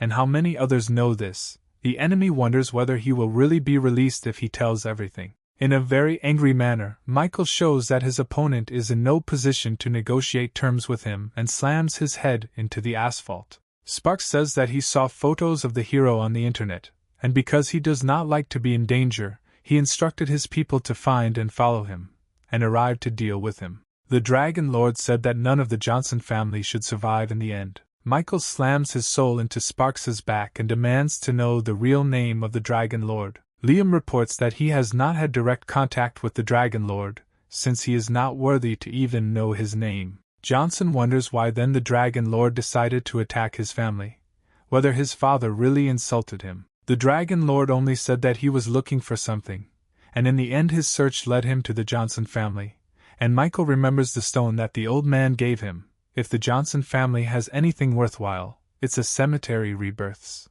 They hear some kind of rumble, then the bastard reports that his people have already reached Michael's girlfriend, so he can spend his time killing, but then it's not a fact that Jessica will survive. The hero once again presses the enemy's head into the asphalt, reminding that it is not Sparks who sets the conditions here. Meanwhile, Jessica gets to her house, but feels that someone is following her. She realizes that she needs to get home quickly. Running inside, she remembers that she needs to hide in Johnson's room and call the last number dialed earlier. Locke listens to Jessica's instructions on the phone about calling the strongest person to her as soon as possible. The girl, screaming, asks to be faster, since someone has already broken down the door. A bunch of unknown aggressive people are standing near Jessica's door, listening to the instructions of the main one. While Jessica calls Locke, the enemies make their way up the stairs towards her. The man quickly ends the conversation.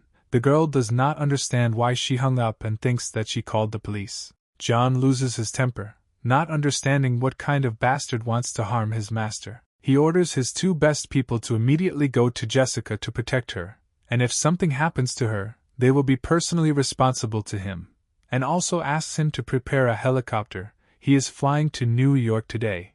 His people report that there will be an important meeting tomorrow, and he cannot cancel everything like that, to which Locke snaps to tell everyone gathered that he will not come. Meanwhile, Liam's men break into Jessica's apartment and actively search for her. Jessica, panicked that they are so close, notices that something is wrong with the door to Johnson's room. It seems to be glowing. One of the thugs says that he will kill the girl quickly if she comes out to them on her own, but the second one says not to listen to the first one and shouts that he will slowly torture her. The chief reports that today they must do without the murder, since there has been no contact with Mr. Sparks for some time, and the plan could change. However, he also means that he doesn't forbid playing with it for a while, leaving his colleagues delighted. One of them hits the door with all his might, but it does not give in under this inhuman pressure, and the striker is shocked that the door remains intact after his attack. The one who hit the door lights up with a blue flame, and fiery spirits gather around his head,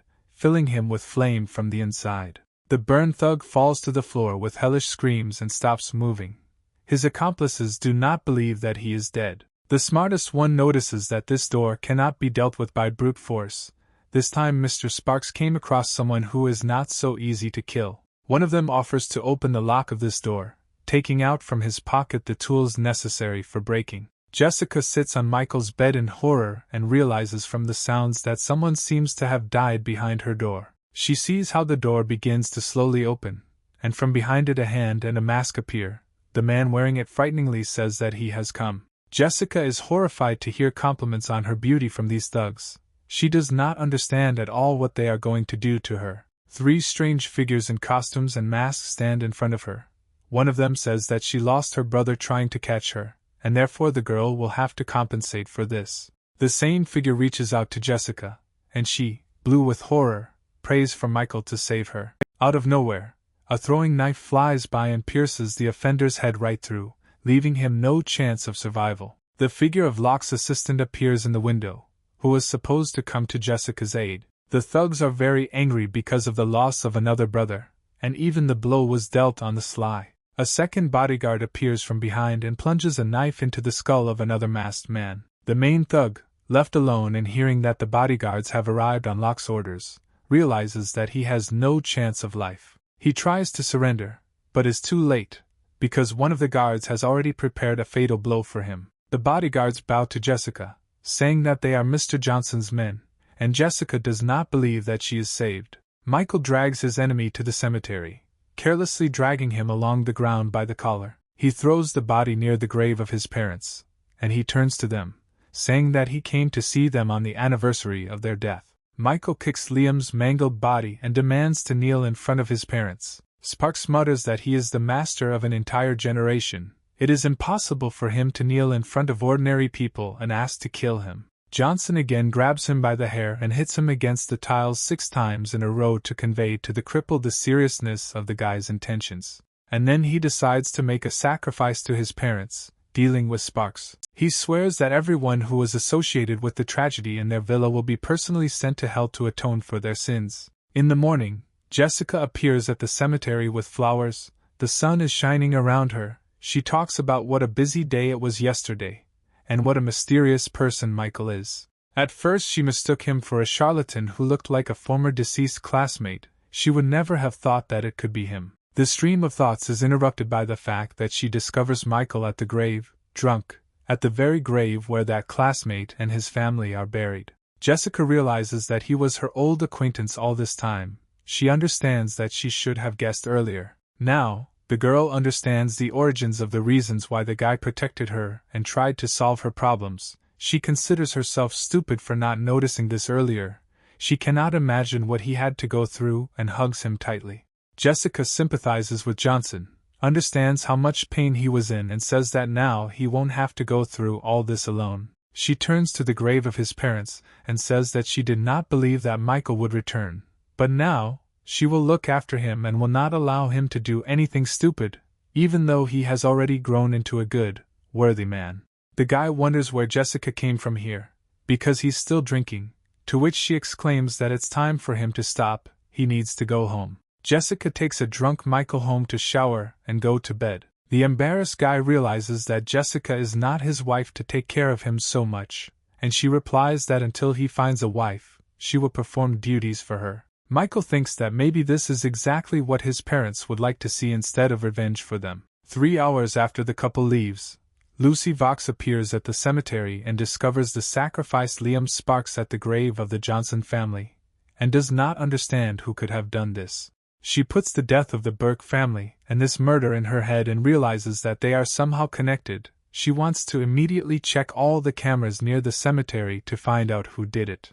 Jessica and Michael sleep peacefully in bed in the apartment, but are awakened by a knock on the door. A sleepy Jessica wonders who is knocking on the door. Michael argues that he doesn't often drink too much, and then notices that the girl somehow ended up in his bed. He ironically asks if she really desires him, to which Jessica sharply and angrily replies that she doesn't need him. They have a nice fight, and the girl says that he is a bad guy who got drunk and slept with her in his arms, so she only thinks about how to get rid of him. Their argument continues. Michael notes that Jessica is his temporary wife, and therefore should hug him, and the girl says that it is not normal for him to be so drunk and reek of fumes. Jessica asks Johnson to open the door since she can't do it like this. Michael heads towards the door. Anna Clark appears at the threshold. The hero is very surprised by her arrival. She reports that Michael promised to come to her father for dinner, but he did not answer his calls, so she decided to come to him. The girl notices the guy's athletic physique, which she had not noticed before, and Michael makes an appointment at 7 o'clock in the evening at a certain place. The Clark family realizes that they do not know where Mr. Johnson's name is located, but their driver sarcastically remarks that he knows where it is. Robert talks about the high cost of the restaurant they are going to, and the driver says that this is just a street with eateries and shops where the price of a dish does not exceed a couple of dollars. Father and daughter are confused by this news. The owners of the diner do not understand what kind of car drove up to them, but they know very well that it is terribly expensive. They do not understand how a person with such a car could come to their restaurant. Michael and the girl appear behind them and joyfully announce that it was he who called them, and it's time for the owners to set the table. Mr. Clark, stepping out of the car, immediately understands why Johnson chose this place, but his driver and daughter do not share his enthusiasm. Everyone sits down at a simple but extensive table with a bunch of tasty and juicy shish kebab from Michael's childhood. Robert argues that the food here is really delicious, but there are no customers at all. He decided that this needs to be corrected at all costs. Having heard the orders of a rich man to his subordinate, the owners of the cafe are perplexed about how powerful this man is, and the reason he is here is Michael. Johnson thanks Clark for helping the establishment, and takes a direct interest in the Tazen Group, which was previously owned by his family. The businessman says that after the incident 5 years ago, the future of the company became very unclear and wonders why Michael needed information about this company. Suddenly it dawns on him, and he realizes that Michael Johnson is the same heir to the company who supposedly died that day along with his parents, but he learned medicine and returned.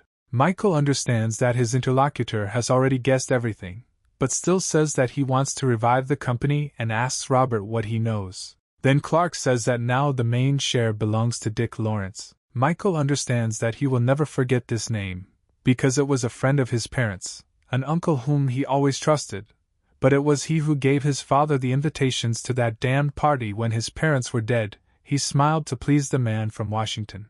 Jessica, seeing Michael flare up, tries to calm him down by placing her hand on his shoulder, to which he replies that she doesn't need to worry and he's fine. Clark wonders if he understands Johnson correctly, that he wants to unite and return the Tazen group to its former greatness. Anna notices that her father is shaking. She believes it is from nerves, but soon realizes that it is from his determination to team up with Michael Johnson. Michael asks if Robert is afraid for his family, to which he replies that businessmen always strive for money, and if he can count on 10% of the profit, then he is in business. Jessica notices that Clark has changed his usual strategy in order to continue collaborating with Johnson. Michael decides to agree to the businessman's proposal, since he seems sincere, and in return says that he will always help his family. The couple walks through town happy, discussing how Michael's father would be happy if he could bring the company back. The hero understands the surveillance, but understands that these are the people of John Locke,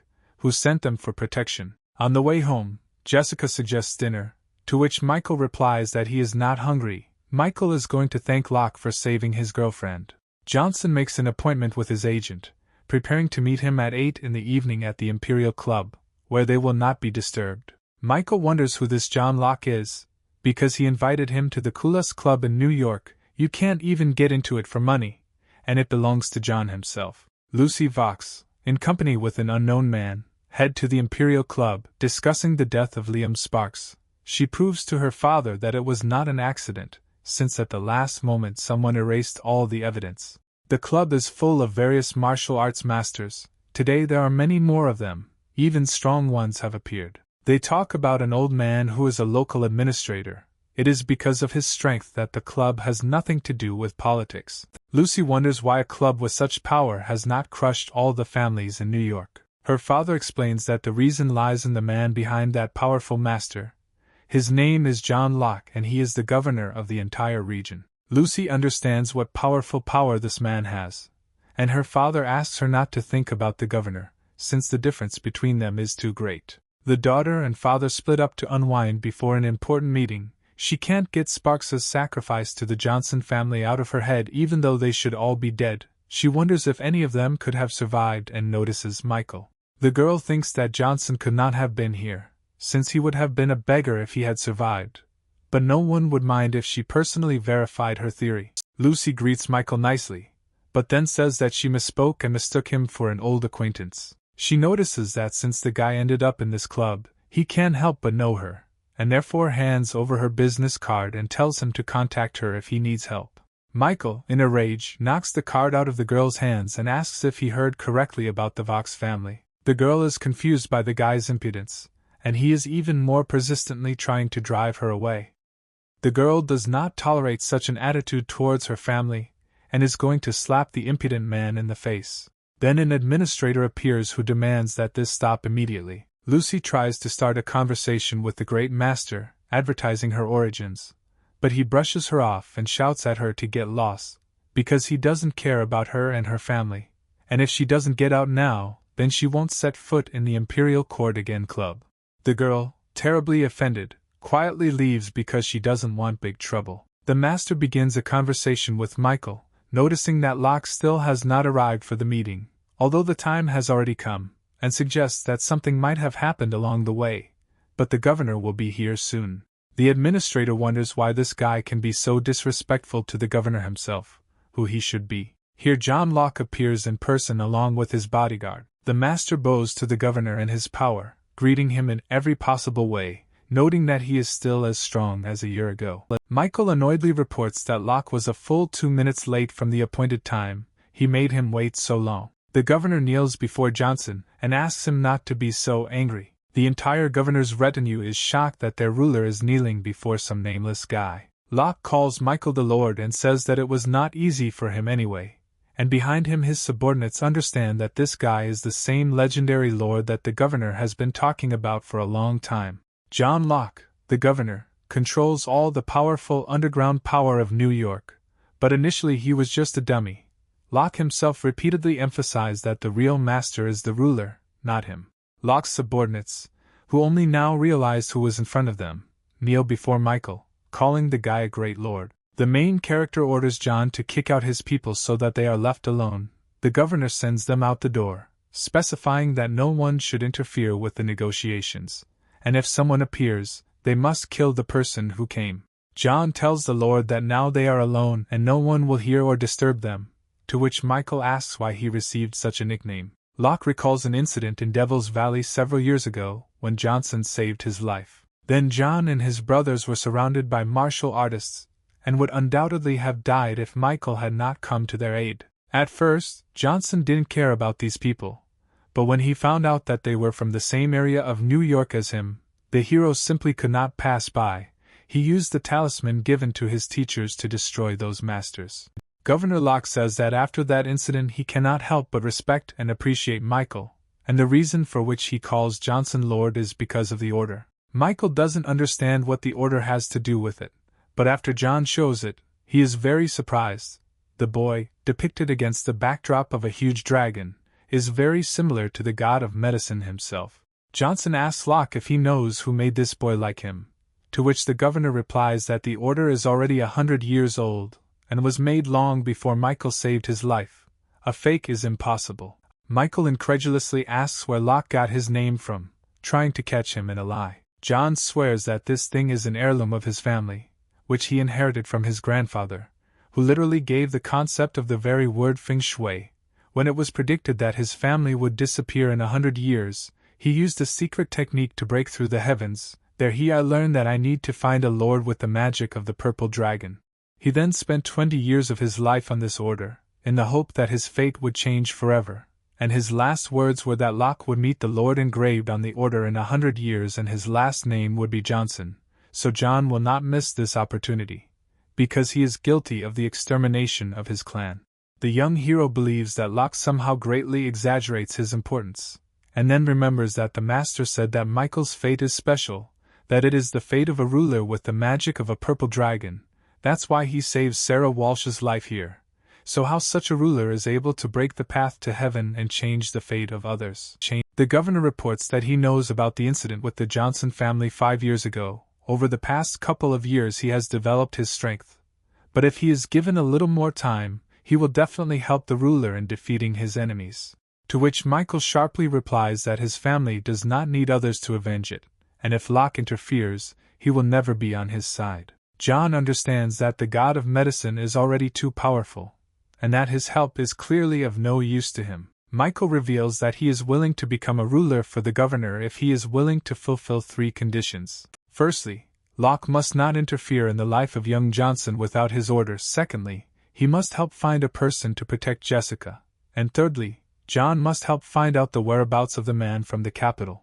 The governor agrees to the terms. Michael tries to leave, saying he will contact Locke when he is needed. John stops the hero, warning him that information about him has already been leaked several times, first by the Vox family, then by the Walsh family, and the National Security Bureau and the Dragon Spirit Squad were also interested in him.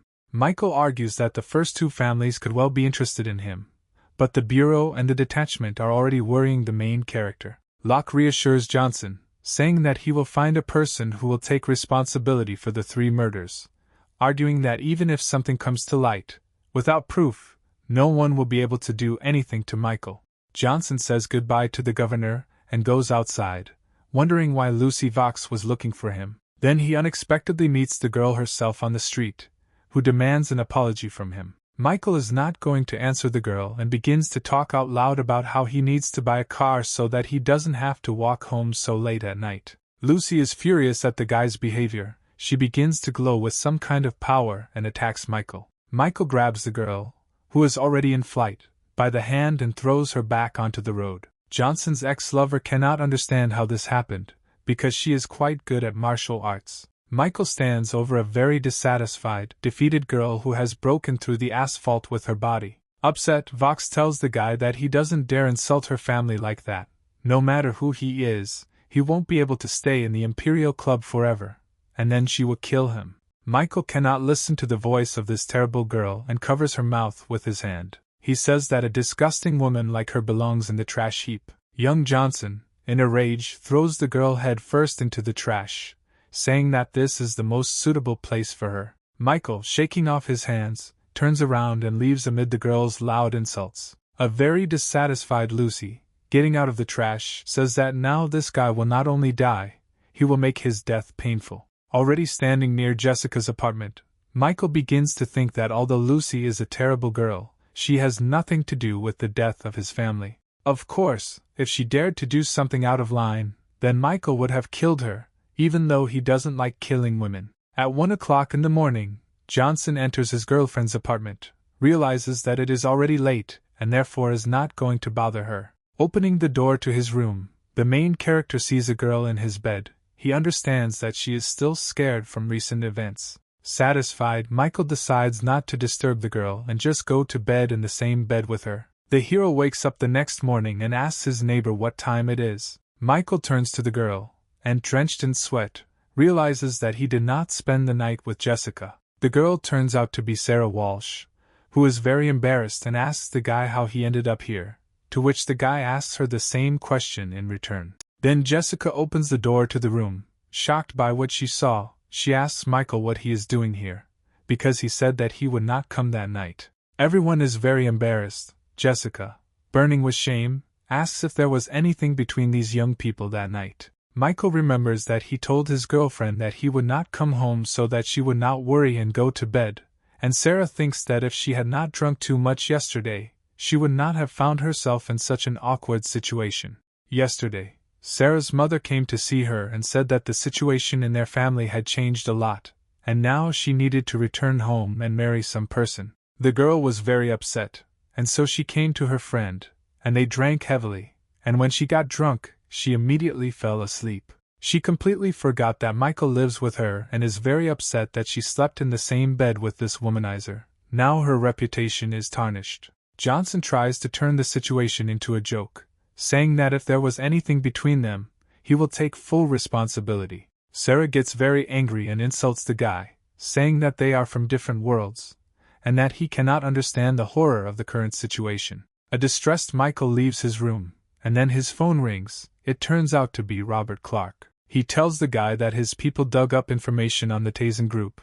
In order to return it, he needs to get Dick Lawrence's signature and defeat the Black Eel group, which controls the company itself. Michael promises to fulfill all the conditions, to which Clark promises to return the company within 3 days after that, reasoning that if Johnson can do this, then his capabilities are simply beyond imagination. The main character approaches the headquarters of his father's company, knowing that an interview with Lawrence is currently taking place there. Michael decides that the time has come to express everything to this man, and also remembering the words of John Locke that the building has 33 floors, and the elevator only goes to 29, for the rest you need a special pass.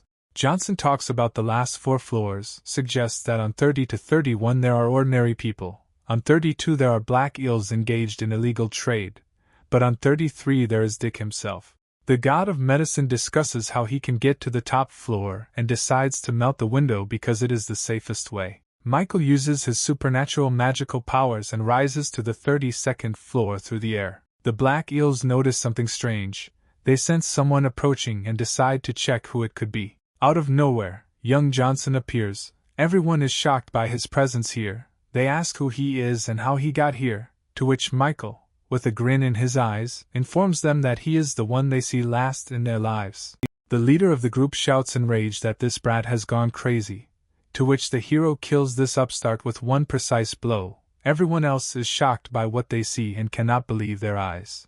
Michael, replaying Locke's words in his head, remembers that this group is engaged in smuggling, selling drugs and weapons, trading and killing people, so these guys better keep their mouths shut. Meanwhile, on the top floor of the building, they hear that something strange is happening downstairs, but Dick calms everyone down and says that his guys are getting rowdy from playing cards, No one needs to worry.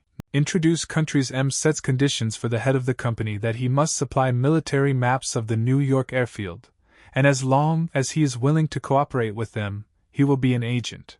Lawrence's people with frightened faces inform their boss that such cooperation could bring them trouble and in general this is treason, to which the owner of the company reassures them, saying that for such fraud they face a maximum of execution, and the weapons and contraband that they are currently smuggling are already enough for several executions. The representative of Country M wants to add one more clause to their agreement. He says that he is ready to provide the company with 10 units of high-precision automatic equipment, the market price of which would be more than $500 million. Dick Lawrence, laughing and throwing out his arms, says that he agrees to cooperate with the country with good intentions, and they enter into an agreement. Here, at the moment of their handshake, the door shatters into pieces. No one understands who dared to break into Lawrence's office. An enraged Michael enters the room and says that if the good people don't intervene in this collaboration, then all of New York will soon become the dogs of Country M, and therefore all these bastards must be killed. Dick suddenly recognizes the younger Johnson in this young man. He cannot believe his eyes, because this trash should have been dead for a long time. The head of the company tries to call his security, to which Michael smugly remarks that his people are sleeping and will never wake up. Lawrence wonders how this is possible. Because he gathered the best masters, Johnson shuts him up, pressing some kind of envelope in his face and asking him to sign it. The envelope contains an agreement on the unconditional transfer of share capital. Dick is shocked by the guy's impudence. The representative of Country M orders his bodyguard to finish off the young man who disrupted important negotiations. He obeys and begins to shoot at the guy with a machine gun. Michael creates an invisible field, on which all the bullets are simply smeared, not reaching the guy. The main character says that he has seen a lot of firearms, but he doesn't like using them at all. He turned all the bullets in the opposite direction, straight at the bodyguard, blowing off his head. After this, martial artists working for Lawrence rush at the guy, but Michael throws them in different directions with one wave of his hand, saying that they are too far from growing up to his level. Dick panics, sweats profusely and says that at that age it is impossible to become a martial artist, and asks who this guy even is. The representative from Country M is very nervous and tries to leave, saying that he does not want to disturb someone else's conversation. Michael rushes at him, screaming, "Die!" and very quickly deals with the man in a white business suit, leaving him and Dick alone in the office. Young Johnson orders the head of the company to sign a document transferring part of the company. Lawrence has no choice but to fulfill the demands of the brutal killer, and he signs the contract, begging for his life to be spared. Now Michael is going to kill Dick, and he asks not to act so radically, saying that behind his company there is a stronger group of prismen, which will very cruelly take revenge for Lawrence. Johnson tells him that he will kill this man too. He doesn't care. Dick angrily tells Michael that he is not so invincible to defeat Theo Prisman himself. He is also a master, and if Lawrence dies, he will kill not only the hero himself, but also his whole family.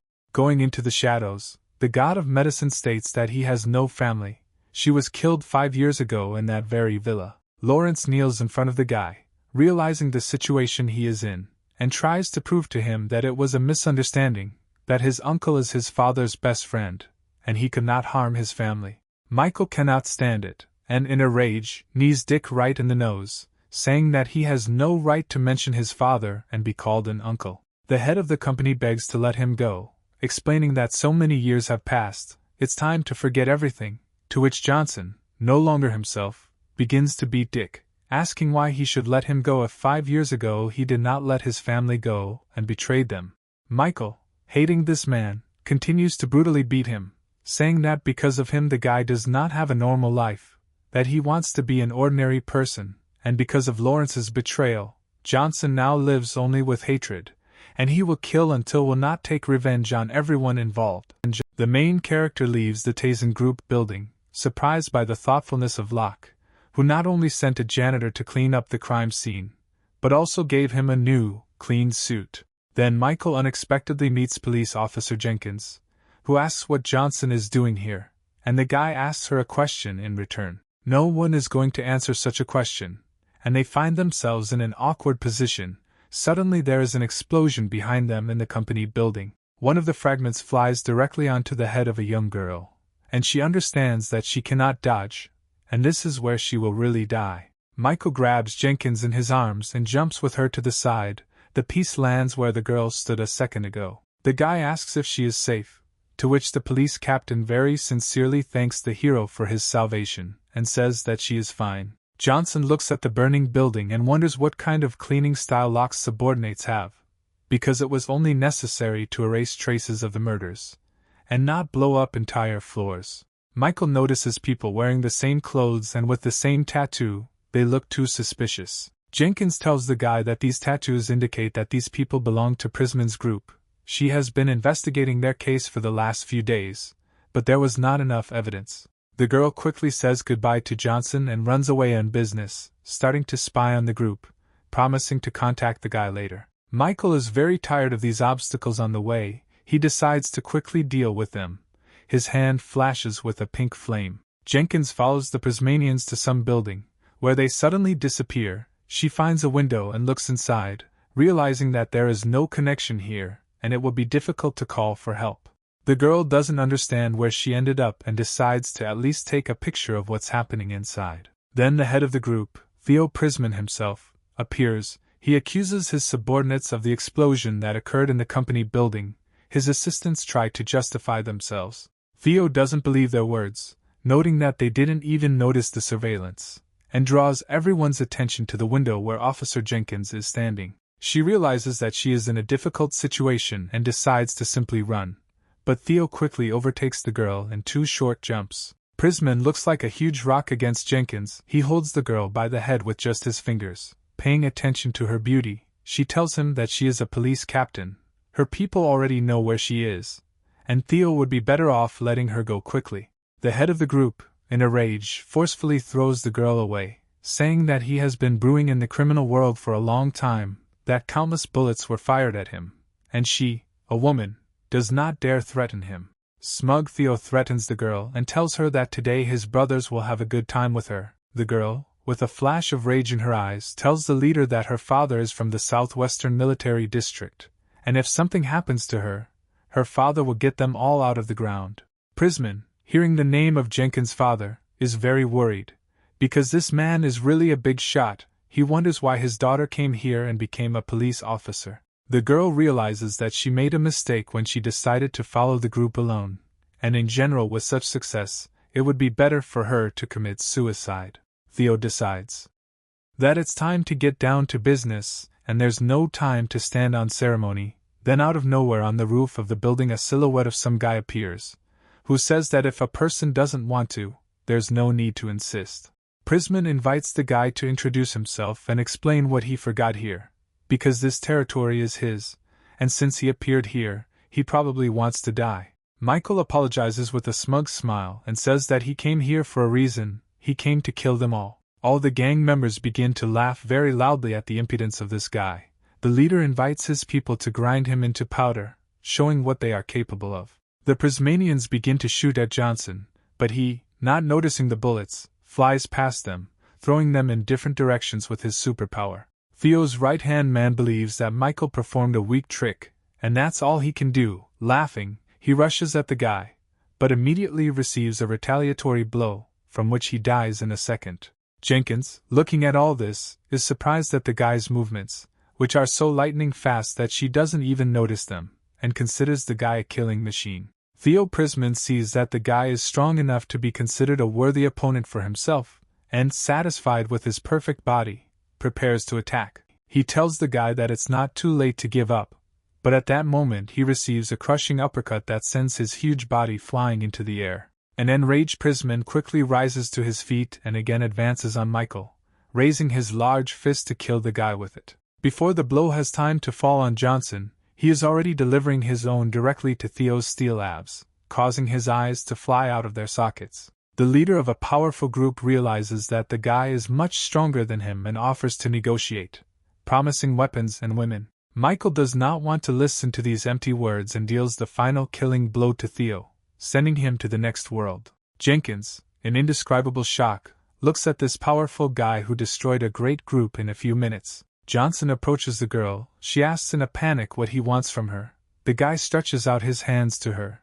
Jenkins is afraid that he wants to force her to remain silent. The guy spreads her crippled legs. The girl, calling him a pervert, tries to escape. She is upset because she considered him good, but he decided to take advantage of the situation. Michael, not even outraged by the girl's behavior, explains to her that the bones in her legs have shifted and many cracks have appeared, and, if she does not want to remain disabled, she will have to trust. The girl relaxed and allowed the guy to help her. The god of medicine directs his power into the girl's body. She feels good, energy spreads throughout her body. A very pleased girl thanks the guy and says that if he decides to become a doctor, then great success awaits him. But he replies that he doesn't want to and suggests Jenkins collect phones from all members of the group. They have evidence of any kind. Michael himself intends to leave, and when the girl asks where he is going, he replies that he has not finished all his work yet. The police arrive and discover the entire group, including Theo Prisman, whose face shows that he saw something terrible before his death. Jenkins, already changed, calls her brother and tells in detail what she witnessed. The older brother immediately goes to New York to help his sister and asks her not to get close to this guy under any circumstances. Michael walks through the sunny city and remembers the previous night, reasoning that killing a person is easy as long as it does not involve the blood feud that he seeks. Then he notices Sarah Walsh in the cafe window, drinking tea, arguing that life for the rich is pretty good. Johnson decides not to notice the girl and passes by, but Sarah herself accidentally sees the guy and runs out into the street after him, asking him to stop and wondering where he is in such a hurry. Michael pretends that he was just passing by and didn't even see Mrs. Walsh, but since they met by chance, she can treat him to a cup of coffee. The young people again begin to discuss the situation that happened at night when they ended up in the same bed. Then Megan Walsh, Sarah's mother, comes out of the cafe and asks her daughter who the guy next to her is. Sarah, alarmed by her mother's question, pretends that Michael is her boyfriend. He is very shy and therefore embarrassed to talk. The mother is outraged by her daughter's behavior. She reminds her that if that man finds out that Sarah is having an affair with someone else, the entire Walsh family will be in danger, and therefore she is taking her daughter home today, where she will never leave again. The youngest Walsh, in a panic, tries to convince her mother that she is a person, and not just property, to which Megan sharply replies that the daughter has no right to disobey her father. Michael intervenes in a mother-daughter argument, grabs Sapa's hand and pulls her aside, telling her mother that she is already pregnant with his child and he is ready to take full responsibility. The girl, not understanding what is happening, quietly asks the guy what he dared to do to her that night. Michael asks her to play along for his mother. Sarah, with an embarrassed face, ostentatiously strokes her belly and says that she just felt a kick. Michael thought that the girl had overplayed her hand, but he needed to hold his ground and get her out of here, even though she didn't ask for help. Moreover, when Sarah almost agreed to return home, a bloody mark appeared on her forehead. Given that Johnson, at the request of the old man, must protect her, then this mark definitely means something. An incredulous woman asks her daughter if this guy is telling the truth. Sarah understands that this is her chance for salvation and tells her mother that if that man found out that she lost her virginity with another, he would definitely give up. Megan rushes at her daughter in a rage, offended by her behavior, and orders her to immediately return home, where she will have an abortion, and she will never leave the house again. Michael stands up for the girl, grabs the woman's hand and asks her not to treat Sarah like that, to which Megan shouts at the guy so that he doesn't dare interfere in the affairs of their family. The offended Johnson promises to return to this miss in 6 months, and show who really deserves respect here, and is now trying to take Sarah away from her rude mother. A disgruntled mother calls someone on the phone and asks for more information and investigations about a man named Michael Johnson from New York. Left alone with the guy, Sarah tries to apologize for her mother's behavior, explaining that she is not such a bad person, although she has different values in life. Mrs. Walsh, looking at her savior, notices that he is even a little handsome, and Michael at that moment thinks about the words of the old man who asked to protect this girl. Then Johnson stops a taxi, quickly says goodbye and leaves, leaving Sarah completely bewildered by the guy's behavior. Michael rides in a taxi and reasons that he needs his own power and might. He already has the support of Locke, but he is more suitable for dark affairs, not for legal ones. Johnson asks the driver to take him to Robert Clark's address. Half an hour later, The guy is sitting in Clark's living room, who is wondering why such a great man paid him a visit. Michael hands Robert an envelope signed by Dick Lawrence, and says that he has fulfilled all the conditions. Silent questions arise between the interlocutors, so Johnson also decides to mention that he has dealt with Prisman's group, and now further actions depend on Robert. Encouraged, Clark reports that now in 3 days he will resolve all the problems and the Tazen group will be revived. Michael is also interested in information about the Walsh family, to which Robert responds that this family is very powerful. The assets of their company are terrifying and far from comparable to the current situation of the Tazen group. He suspects that this young man is going to crush this family under himself. Johnson turns it into a joke, saying that he was just asking what was what, but Clark understands the guy's true intentions. Michael asks Robert an important question. Will he dare to go against all of America if the guy gives him a sword? Clark wonders if the sword is the Tazen group, mentioning that his company is much more powerful. Johnson begins to explain that he can give Robert a force similar to the Prisman group, but only more powerful, as well as many extremely profitable products, and wonders if Clark will then be able to elevate the Tazen group over the Walsh family in 6 months. Robert intends to help Michael, but for this it will not be enough what the guy can give. He also needs powerful public support. The old man is afraid that he will not have enough time, because he is not so young anymore. Johnson reassures the old man that he himself can solve the issue with society and his age. He hands the old man a magic pill, saying that it can extend life by 50 years.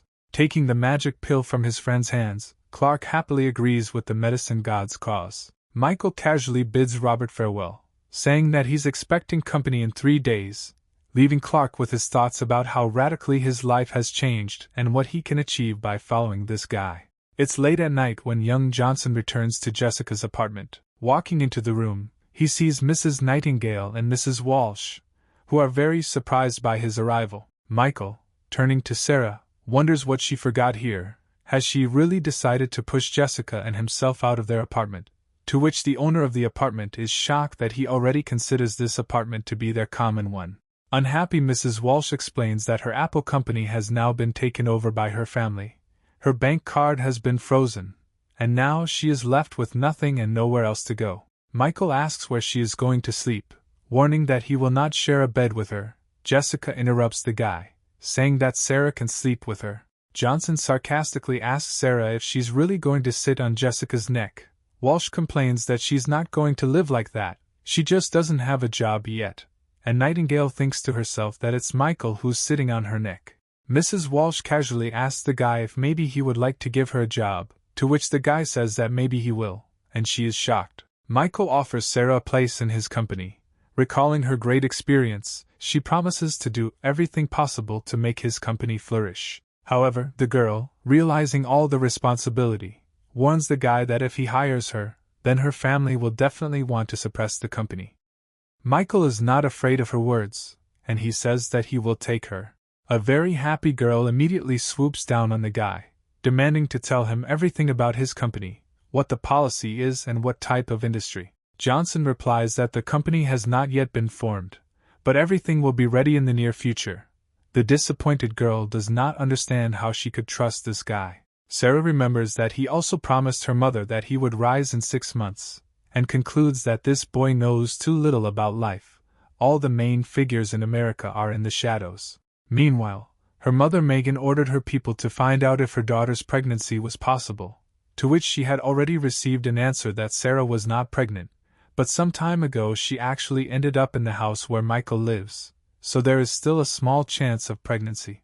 Megan is furious, and says that if this guy really slept with her daughter then he should die. She orders her assistant to quickly tell everything about the origin of this impudent man and learns that there is no such information.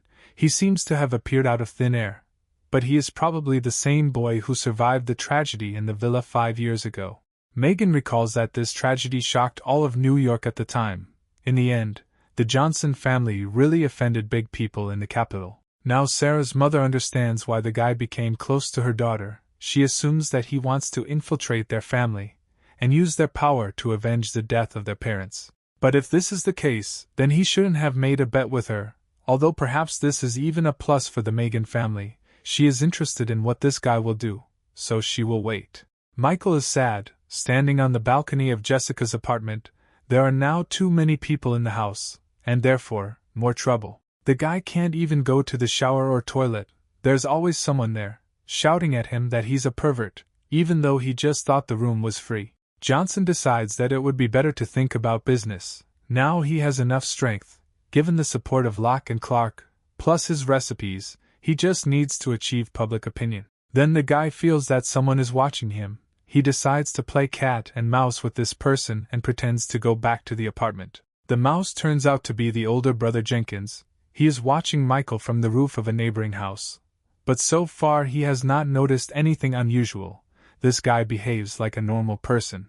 At one point, the elder Jenkins notices that the guy has disappeared. He looks around in panic and manages to notice Johnson's body flying towards him. The guy strikes the follower, but he dodges, not wanting to directly meet Michael's power. The younger Johnson, being a little in shock, decides to strike again, but also misses the target and only destroys the roof of the building. Michael shouts that his opponent cannot win, and he is already behind him, hoping to strike. The main character repels the attack without any problems. Without even using his limbs, he simply covers himself with a shield using his strength. The opponent, with horror in his eyes, realizes that the information was incorrect, and Johnson is not just a martial artist, he is a real cultivator. There is a silent pause, during which the elder brother Jenkins thinks about what he should do in this situation, and about Johnson's strength. Because people like him can easily suppress many ancient warriors, because such people improve not in martial arts, but in immortality. But a cultivator does not have to be stronger than an ancient warrior. At least the strongest martial artist can, in theory, defeat a cultivator. The main character suddenly appears behind him and delivers a crushing blow to the enemy's torso with his foot. After a missed attack, the guy goes into free flight, which is interrupted by the nearest wall that is on the road. Now many cracks appear on it from a strong collision. The defeated man, in severe panic, shouts that he just wanted to talk, but how will he do it if Michael is so eager to kill him? Young Johnson wonders who could have sent him a spy, the Walsh family or anyone else, to which the supposed enemy replies that there is no conflict between them, and then hands his documents to the winner. Michael makes sure that it is indeed not one of his enemies, but the captain of the Special Forces of the Dragon Soul, Leslie Clinton, who confirms this in every possible way and asks to let him go. But Johnson has not heard of any such captain, and therefore incredulously asks how long he has been watching him and preparing to strike a magical blow. Leslie begs the hero to stop, saying that they have a mutual friend, Gloria Jenkins. Michael, slightly surprised, asks who Captain Jenkins is. He replies that she is his sister, who told about Michael. Clinton saw that he was good and decided to invite him. Nothing bad. Johnson is about to strike again and says that in order to invite him, they could have simply found him, and not spied on him. Leslie again panically shrugs off the hero's impending blow, and swears on the honor of the captain of the Dragon Soul that she will be indebted to Michael and will help if he has any problems in the future. The main character, thinking about Leslie's position, begins to think about using it to strengthen the social influence of his Tazen group, which needs it for development. Michael grabs the captain by the collar and sternly asks what place his squad occupies in America, to which Leslie readily notes that his group is the third of all in the fight against secret forces. Michael believes that this is enough for his company and sets a strict condition that Clinton will be released only if he signs a contract with the company in New York. The captain asks if he understood correctly that Johnson wants the company that previously belonged to his father to be taken under the wing of the squad, to which Michael answers in the affirmative, and says that he has a special case, but he can contact his superiors, and even if they do not agree, he will find a way to solve this problem. The main character hands his new ally a brownish sphere, reminiscent of chocolate in color, and says that the captain will recover from his wounds when he eats it.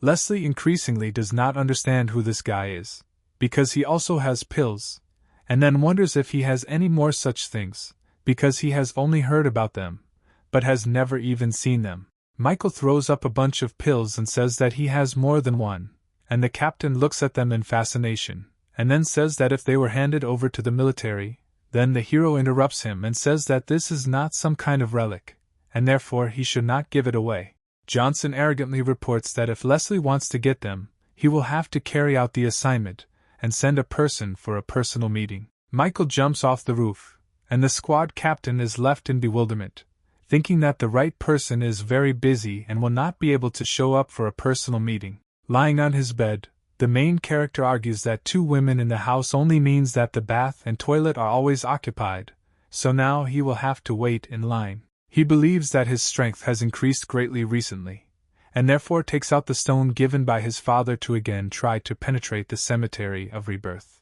Michael again finds himself in the same dark place he found himself in last time. Johnson notices that his head does not hurt, and he does not feel any discomfort, and the cemetery does not try to push him away.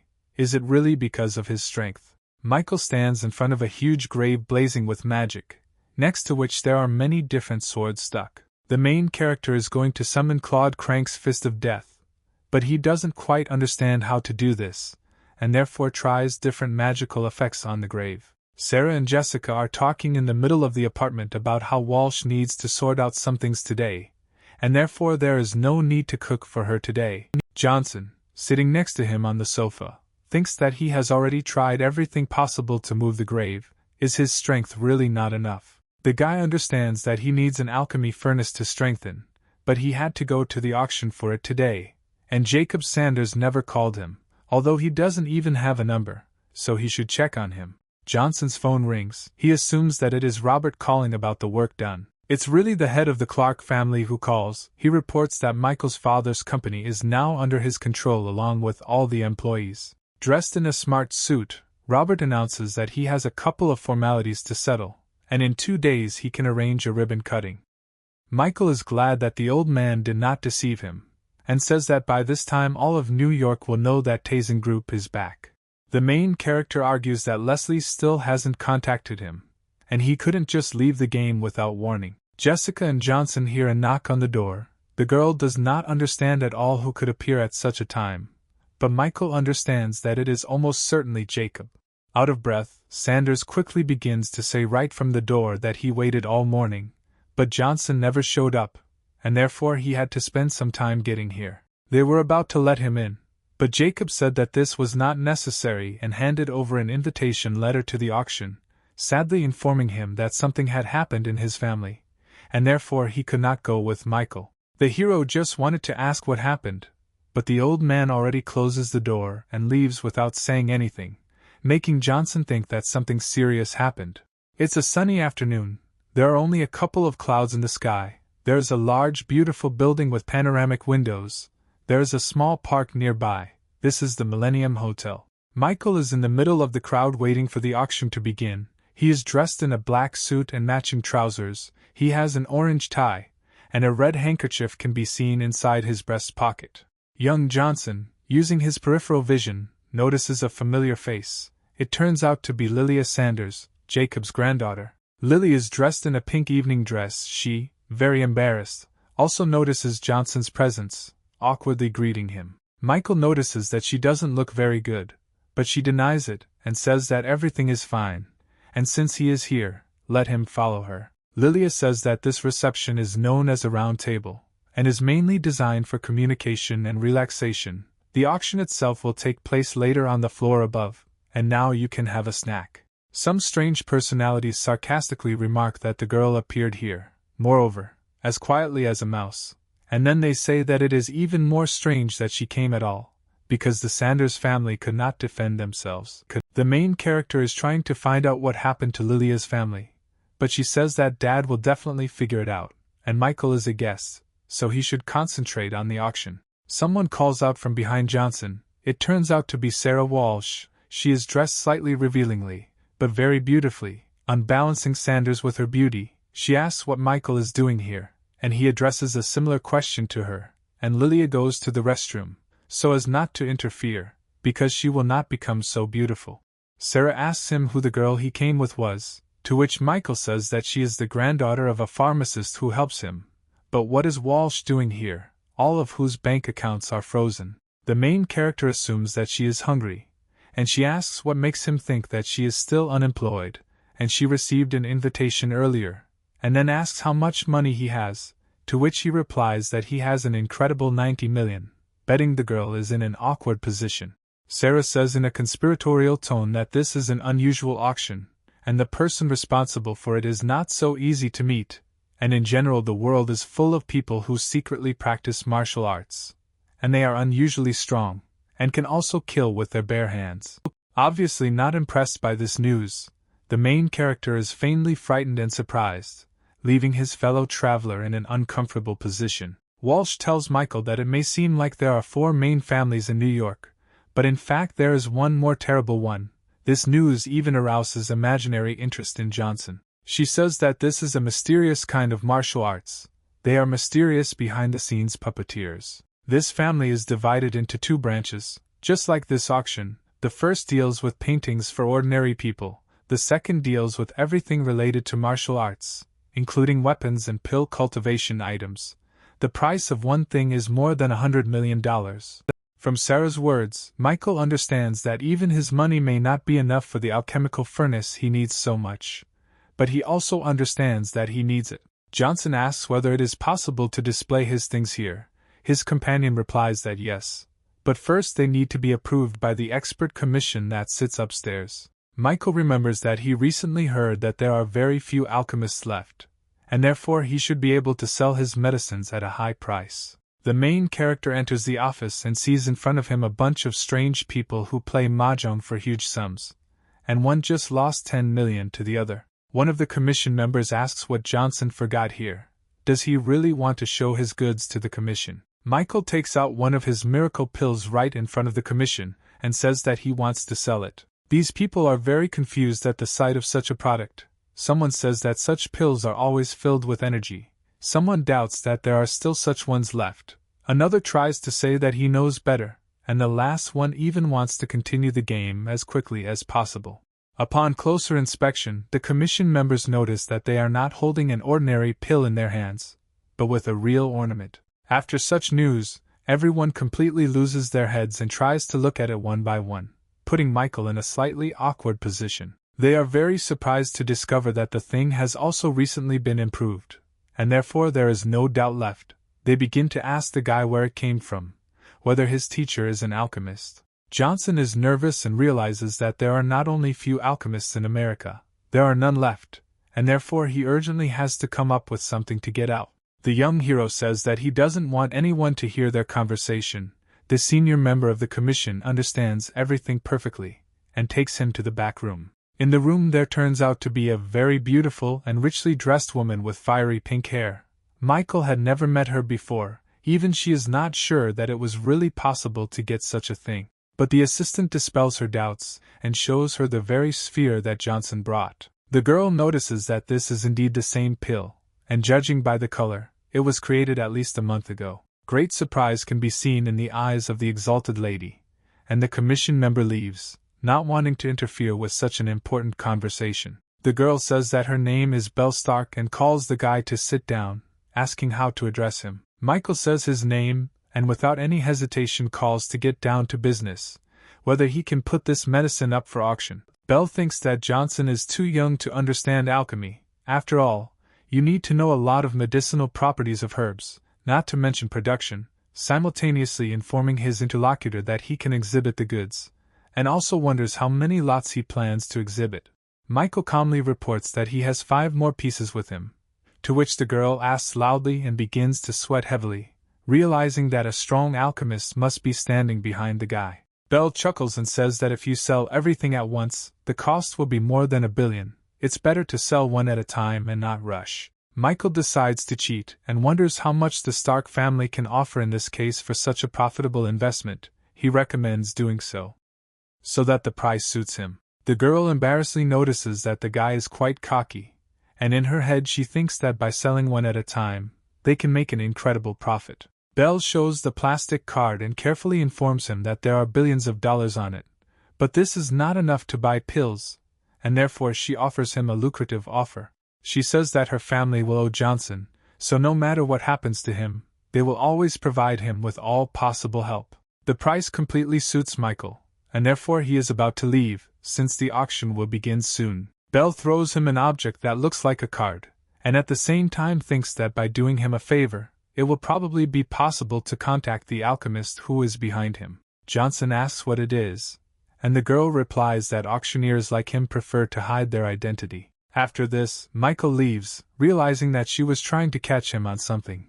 Belle affably says goodbye to him. When Johnson leaves the office, the girl calls someone and gives the command to collect information about this person. The auction begins, a lot of people are gathered, everyone wants to buy something here. Soft sunlight breaks through the windows. The three heroes sit in their places, and Sarah wonders how much he sold his probably precious goods for. Michael arrogantly reports that about 10 billion, irrevocably breaking Lilia Sanders' psyche. Sarah doesn't give in to words so easily, and therefore jokes about his recipe, which is really good, but still not worth tens of billions. The last lot of the stage is a Tear of Stars necklace, which has long been considered stolen. The starting price is 60 million. Each subsequent buyer must increase the amount by more than 2 million. It turns out that this work was stolen from Sarah's grandfather, but she just can't buy it back for that amount.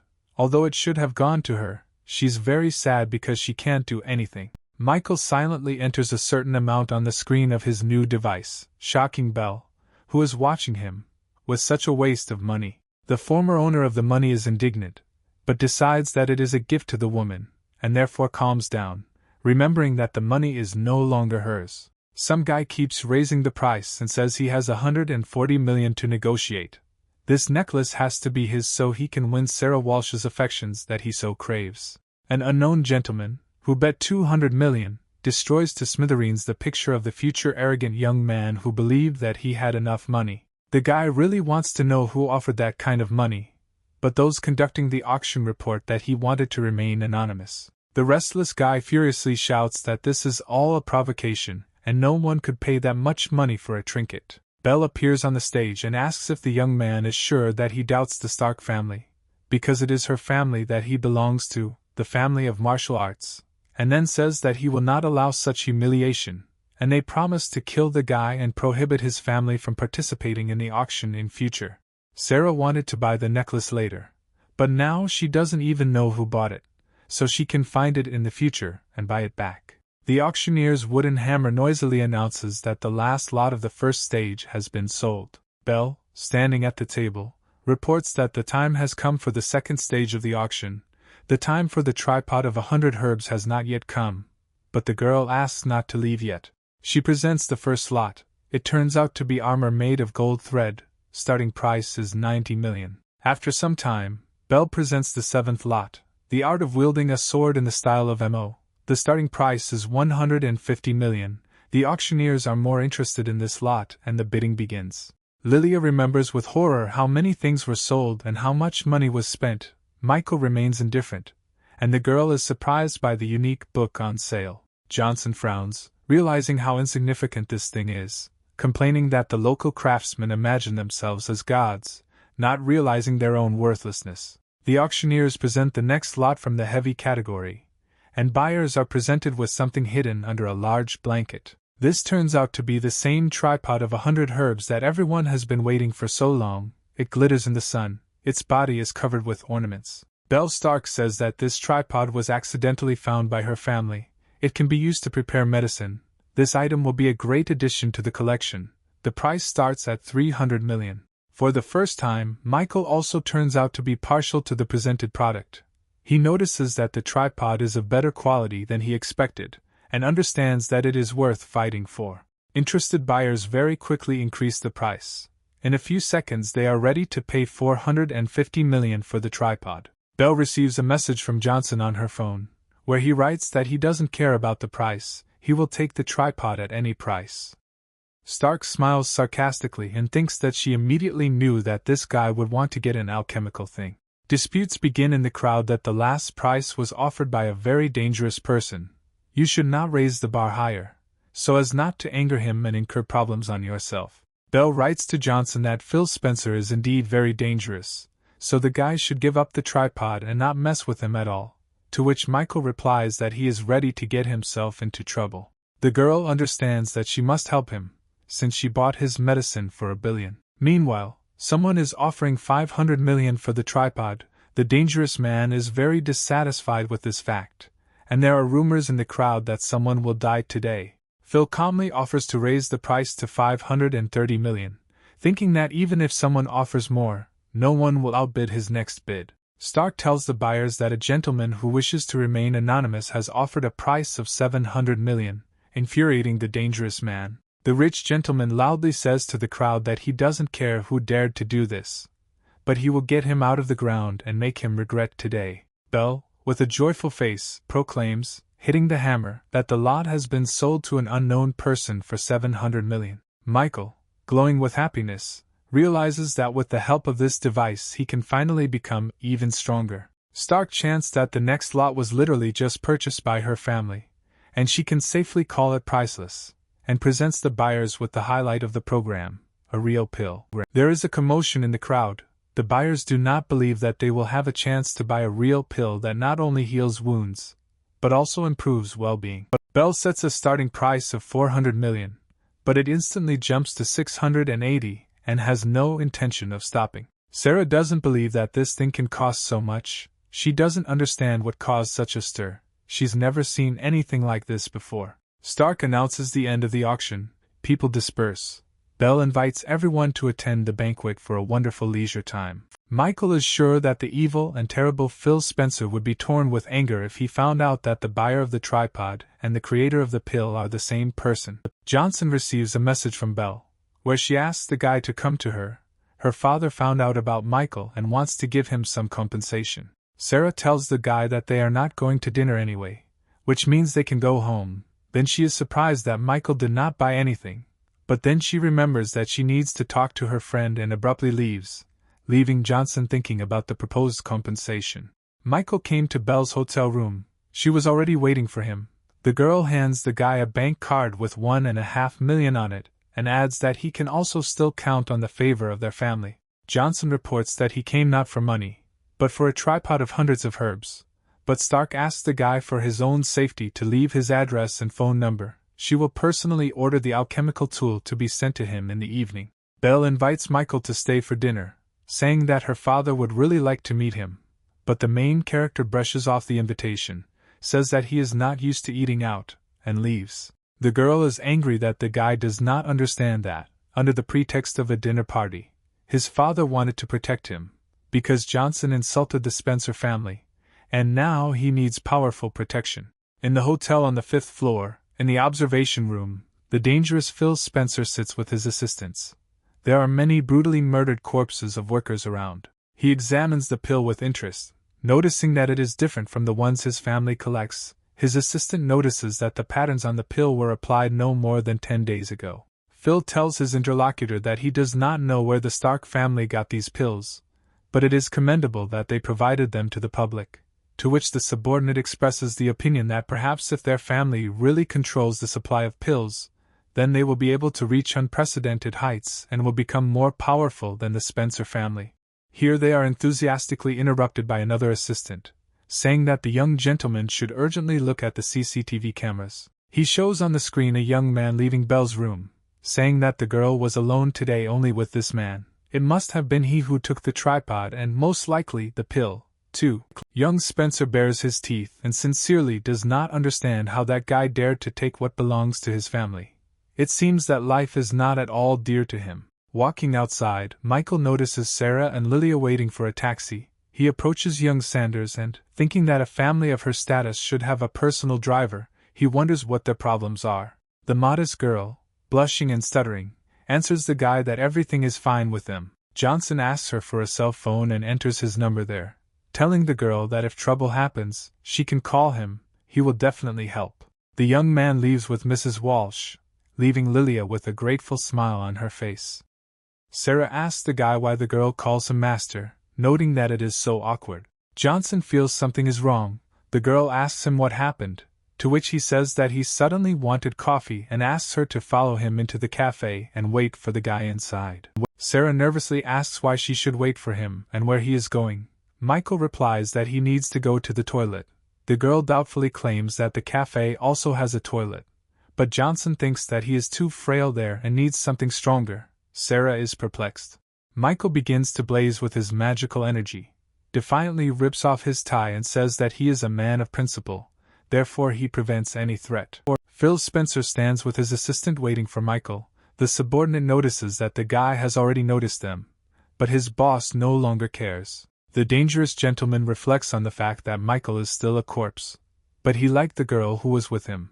As soon as he sorts out all the problems, he will definitely return for her. At that moment, Johnson's hand falls on his head. Spencer's assistant turns out to be a martial arts master. He calls Michael's attack vile and warns that he will now face death for such impudence. The master attacks the guy with his unique blow, called the flash of lightning. Electrical power oozes from his evil. Michael, pushing Phil away, meets the attack of his subordinate. Johnson, calling the master a fool, sends his head flying with one blow. Spencer, in nervous shock, does not understand how Teacher Ma, who has the level of semi-step transformation, is killed in the blink of an eye. The young hero turns to Phil, warning him that it is now his turn. Spencer tells Michael that he dared to kill his servant, which means he will face consequences. He invites the god of medicine to kneel and beg to make him a dog. Johnson does not allow Phil to finish, sending his magical energy into his forehead, causing the guy to instantly fall unconscious. Michael notices that someone else is watching him and asks out loud how long this will last. A guy comes out of the shadows, bows and says that Belle Stark sent him to look after him. The guy understands that Michael does not need his protection. His blow will easily fly him 10 blocks. He reports that Mrs. Stark discovered that the surveillance room was hacked and therefore sent him to protect him. Michael notes that this is very nice of Belle. He orders the boy to return and tell his boss to calm down and no longer interfere in his life without asking. The guy, before leaving, warns Michael that although he is powerful and has already reached the level of a master of transformation, the Spencer family is very strong, and their head Rennie is ranked 514th in America, and therefore Johnson better not finish off this man's son. Johnson is surprised that there is some kind of rating, and that there are still 500 people ahead of Rennie Spencer. He concludes that the American masters are not as hopeless as they seemed at first. He thanks Belle's assistant and leaves.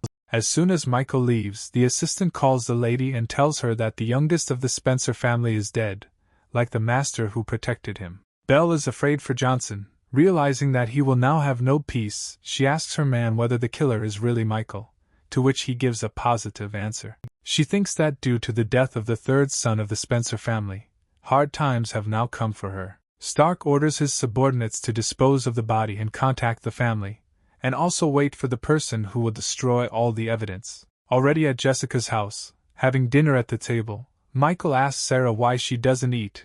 Does she really have no appetite? After this, the guy goes into his thoughts. He asked Locke about the rating and was completely confused by it. He cannot understand how the classification of masters works in America. After all, masters have weaknesses and strengths. Since there are no elite-level masters, it turns out that the rating takes into account only the advantages. But then what place does Johnson take in this rating? Jessica reminds Michael that their beauty's birthday is next week. She wonders if the guy came up with a gift. He jokes that he will give her a red envelope with $250. Suddenly, Michael receives a text message from Lilia, who asks him to save her father. The guy immediately goes to the rescue. At the Sanders estate, he meets a huge crowd of people in uniform, notices that the situation is terrible. At the gate and on the roof 3 sniper rifles are pointed at him. He wonders what this family has gotten themselves into, and what does the military have to do with it. Michael doesn't think long about who he can call and decides that Jenkins can help the fastest. He asks the girl to help him get to the Sanders estate, which is full of military personnel. Johnson is already upset that help is not coming for a long time, when Paul Zengo, a huge man in military uniform who arrived on behalf of Gloria, appears. He shows his ID to the guards and tells them that they need to go inside. In the house, Lilia and Jacob are sitting on the sofa. The girl reassures her grandfather, saying that she has found a person who can help them, and the desperate old man says that everything is useless. Michael enters the room with Paul. The old man is surprised and asks his granddaughter why she called such a great man, to which she replies that she doesn't know anyone stronger, so there was no choice. Johnson asks Jacob what's going on here, to which he says that a few days ago a gentleman came to New York. He was feeling unwell, and he drank medicine from their pharmacy. In the end he became even worse, because the medicine turned out to be poison. Lilia compliments her grandfather's story by saying that Jacob checks all the medicines personally several times, and there is no way poison could have been there. Michael, a little shocked by the story he just heard, understands that it is not profitable for the Sanders family to poison high-ranking people, therefore, they were framed. He asks how that person is feeling now. An upset Jacob replies that he is still in intensive care, saying that if anything happens to him, all his relatives across America will suffer. The god of medicine asks where the hospital is, declaring that as long as this gentleman is breathing, he can save him. Jacob Sanders can't believe his ears, thinking that Michael is an excellent martial artist. Such people are good at killing people, not saving them. Michael sees the man's doubts and states in a confident voice that this is the only chance for their family, so they just need to tell them where that man is. In the hospital where the gentleman lies, his son, a military man, is standing and waiting for doctors from the intensive care unit. They come out saddened and report that, unfortunately, the poison has spread, and they have done everything possible. A man in uniform and shoulder straps rushes at the doctor in a rage, grabs him by the neck, calls him a nonentity and useless trash. Then Johnson appears and tells this man that he himself does nothing, but insults others, calling him pathetic. The gentleman's son, releasing the doctor, turns his attention to the guy and aggressively shouts for him to stop and repeat what he said. He is stopped by Paul Zengo, who asks to let Johnson through to the head. Maybe he can save him, and if not, then he himself will personally appeal to the military court. The saddened son agrees, because he respects Django and believes that he does not throw words into the wind. But if this guy does nothing, then even Gloria Jenkins will not be able to stop him. Michael, feeling the smell of death, notices a man on a hospital bed and says that this old man has a strong will. Anyone else in his place would have already gone to another world, but this one still manages to breathe. Johnson holds some kind of pill in his hand and says that this man is lucky to be here. He gathers his strength in his hands, they blaze with green fire, and in this tension immortal needles are created. The god of medicine directs these needles into the body of the dying master, shouting an incantation. They pierce his chest and expel the poison. 5 minutes later, a satisfied Michael sighs tiredly, reporting that the gentleman should wake up in 5 minutes. He wonders who this man is, and hopes that he has done a good deed for the country. When young Johnson has already turned around and is about to leave, the patient calls out to him, asking him to stay. The guy is shocked by such a quick recovery. The gentleman asks to know the name of the doctor, but Michael says that he saved his life because of one person, and he doesn't care about himself. Johnson also says that the patient needs to remember 2 things. Firstly, the Sanders family has nothing to do with the poisoning, and he needs to resolve this misunderstanding.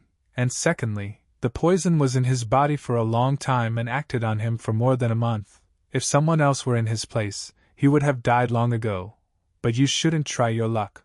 Michael comes out of intensive care, and the patient's son attacks him, saying that at first he thought the guy was worth something, but he was only in the office for 8 minutes, and therefore did nothing. A man, just dying, comes out of the emergency room behind Jones and asks his son to stop. Paul Zengo and all the doctors are in shock. They can't believe their eyes. The gentleman who was just on the verge of death is standing in front of them. The old man, who had recently been on the verge of death, smiles cheerfully and tells his son that if it weren't for this wonderful doctor, he would have had to prepare a coffin.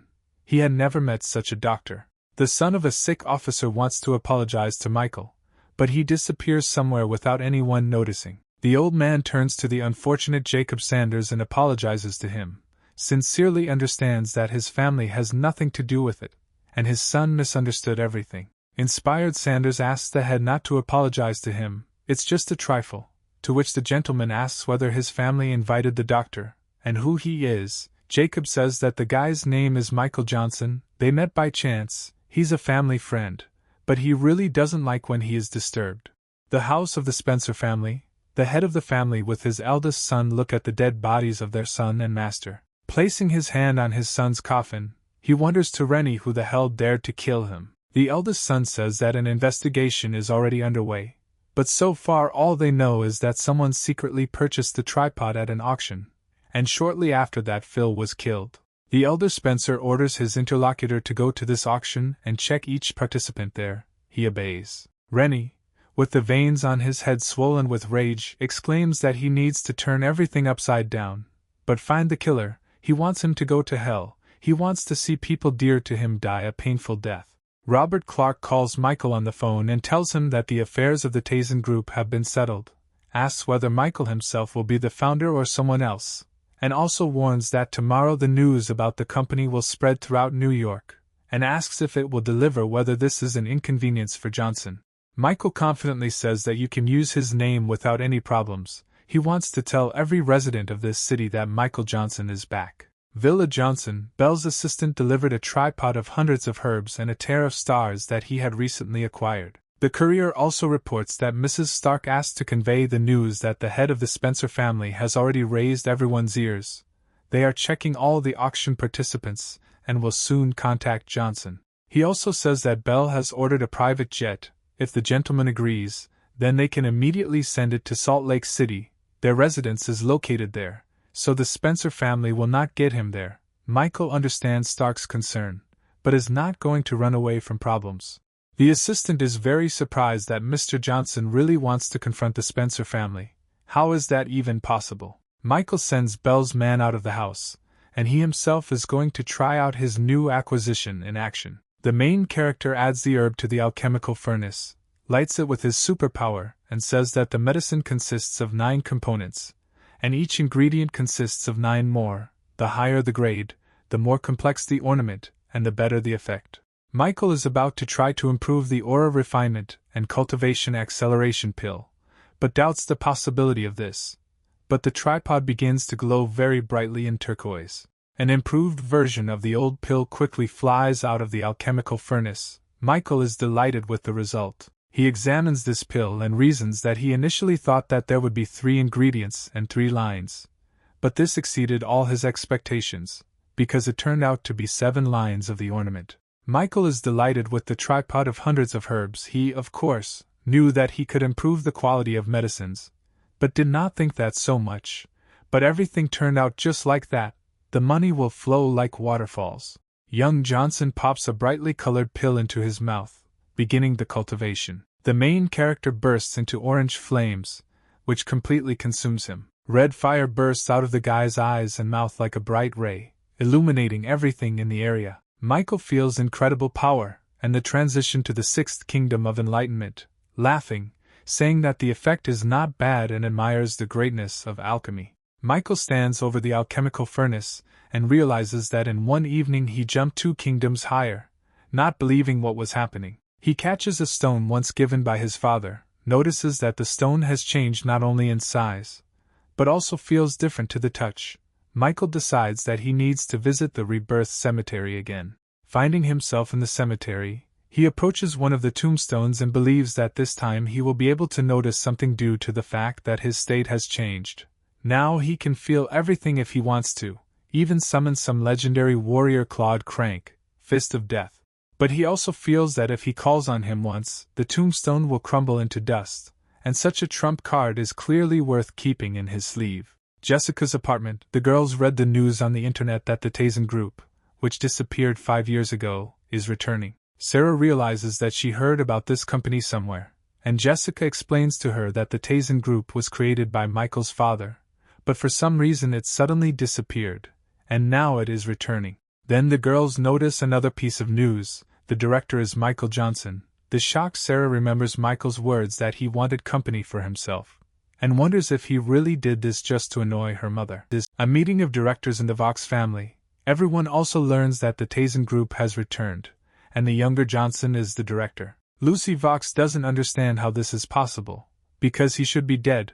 What this guy is even up to. The director reports the results of the investigation. Michael Johnson, who runs the company, is the same child who fell into the lake 5 years ago. The head of the company shows his registration photo on the big screen. Lucy recognizes in this guy the same ancient warrior who insulted her so much. He is also the same Johnson. How a representative of their family was able to become a warrior in the first place. The very appearance of the company does not frighten the Vox family. What is scarier for them is that all the previous management and office of the company were destroyed without a trace. This means that the Tazen Group is built on a sea of corpses, which means that this can already become a threat, and therefore we need to find out who is sponsoring it. The head of the family remembers that Johnson was once interested in Lucy, but she says that he is not worthy of their family, because he ended up in the spotlight because of a feeling of shame and thanks to someone else's support. If you believe the latest news, Robert Clark and his company are behind Johnson, although he was sick with cancer, but somehow he survived. Apparently he moved his head so much. He says that he would like to know what will happen next, because no one in their right mind would join him if they knew New York. Megan Walsh, sitting in her mansion, learns the popular news, and then laughs at Johnson's attempts to undermine the position of the Walsh family. She orders her man to send a letter saying that any person or company that dares to send flowers to the TASEN Group's opening ceremony tomorrow will become enemies of the Walsh family. The subordinate believes that thanks to the family's authority, not only will Johnson's company be left without employees, but this will also hit the Clarks. Michael is sitting in his villa meditating when he receives a call from Clark. He reports that things are bad, that the Vox and Walsh families are going to ban the TASEN Group from working. 3 other large families supported this idea. No one will dare to go to the ceremony tomorrow. Michael takes this news calmly, saying that those who want war will get it, and also says to leave it to him, because he wants the TASEN Group not only to start working, he is going to break in triumph. Michael returns to Jessica's house. The main preparations for the event are completed. Locke wanted to attend, but Johnson decided that he was better off operating from the shadows. The girls attack the guy with questions about where he has been these 2 days, why he hasn't contacted him, and whether he is really the owner of the TASEN Group. Michael awkwardly reveals that he's really some sort of head, and to be fair, it's his dad's business, but he considers it, to some extent, a family affair. Sarah rushes at the guy with tears, asking him to forgive her, because she didn't think that her mother would use family influence to harm his company. She even called her, but to no avail. Sarah thinks that Michael tried so hard, but because of her all his work will go to waste, but Johnson pats her on the head and tells her not to take it personally. He says that if she really feels guilty and feels bad, then she should just kiss him on the cheek and console him. But then, to the surprise of the main character, the girl actually kisses the guy. Jessica thinks with tears in her eyes that there was something between them before. Michael calms the girls down, assuring them that everything will go well tomorrow. No one came to the ceremony. Everyone watched the excitement, while only Clark stood on the carpet. He is waiting for Mr. Johnson, not believing that he will leave him alone in such an awkward position. A man with glasses approaches Robert. Clark is sincerely glad that his old friend came, despite everything. The man says that despite their many years of friendship, he is here to say that it is time to stop. He has no business helping this nonentity from the Johnson family. Here the hero of the occasion himself announces himself, and asks what the men are talking about. The men start throwing loud words at each other. Clark says that he is very glad if his friend is here for support, but if not, let him get out of here. And he says that he came to save Robert, because if he gets involved with this piece of shit, he will certainly die, and if he doesn't come to his senses now, he will lose all their joint projects. Passions between former friends are heating up more and more. Clark himself refuses projects, and his friend says that he is a fool, and he no longer needs his company, and wishes him good luck while waiting for the moment when 4 influential families come for his soul. The former friend leaves. Robert sadly reports that none of those he called wants to join them. Michael indifferently notes that everything will work out anyway. Clark's ex-friend approaches Lucy Vox. He says that it's already 9 o'clock and no one is there yet.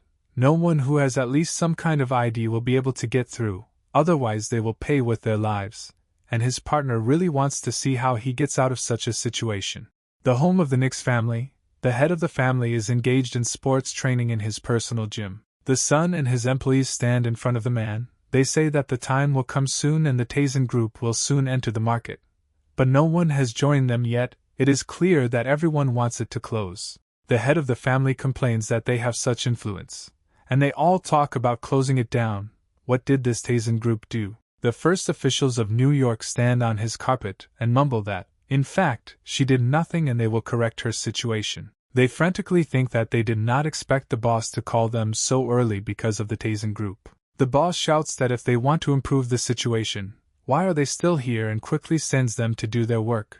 They quickly run away, assenting. The son asks his father if Michael Johnson and his company are really worth it, because it will definitely worsen their relationship with the Walsh family. The father sadly notices that for some reason his child does not see prospects in people, because he met with him that day to make sure whether he really is a martial arts master. He also has the art of magical medicine. He is clearly a genius. If we do not side with him today, we may greatly regret it in the future. The Walsh family has influence due to its financial resources, but what is it worth ending relations with them?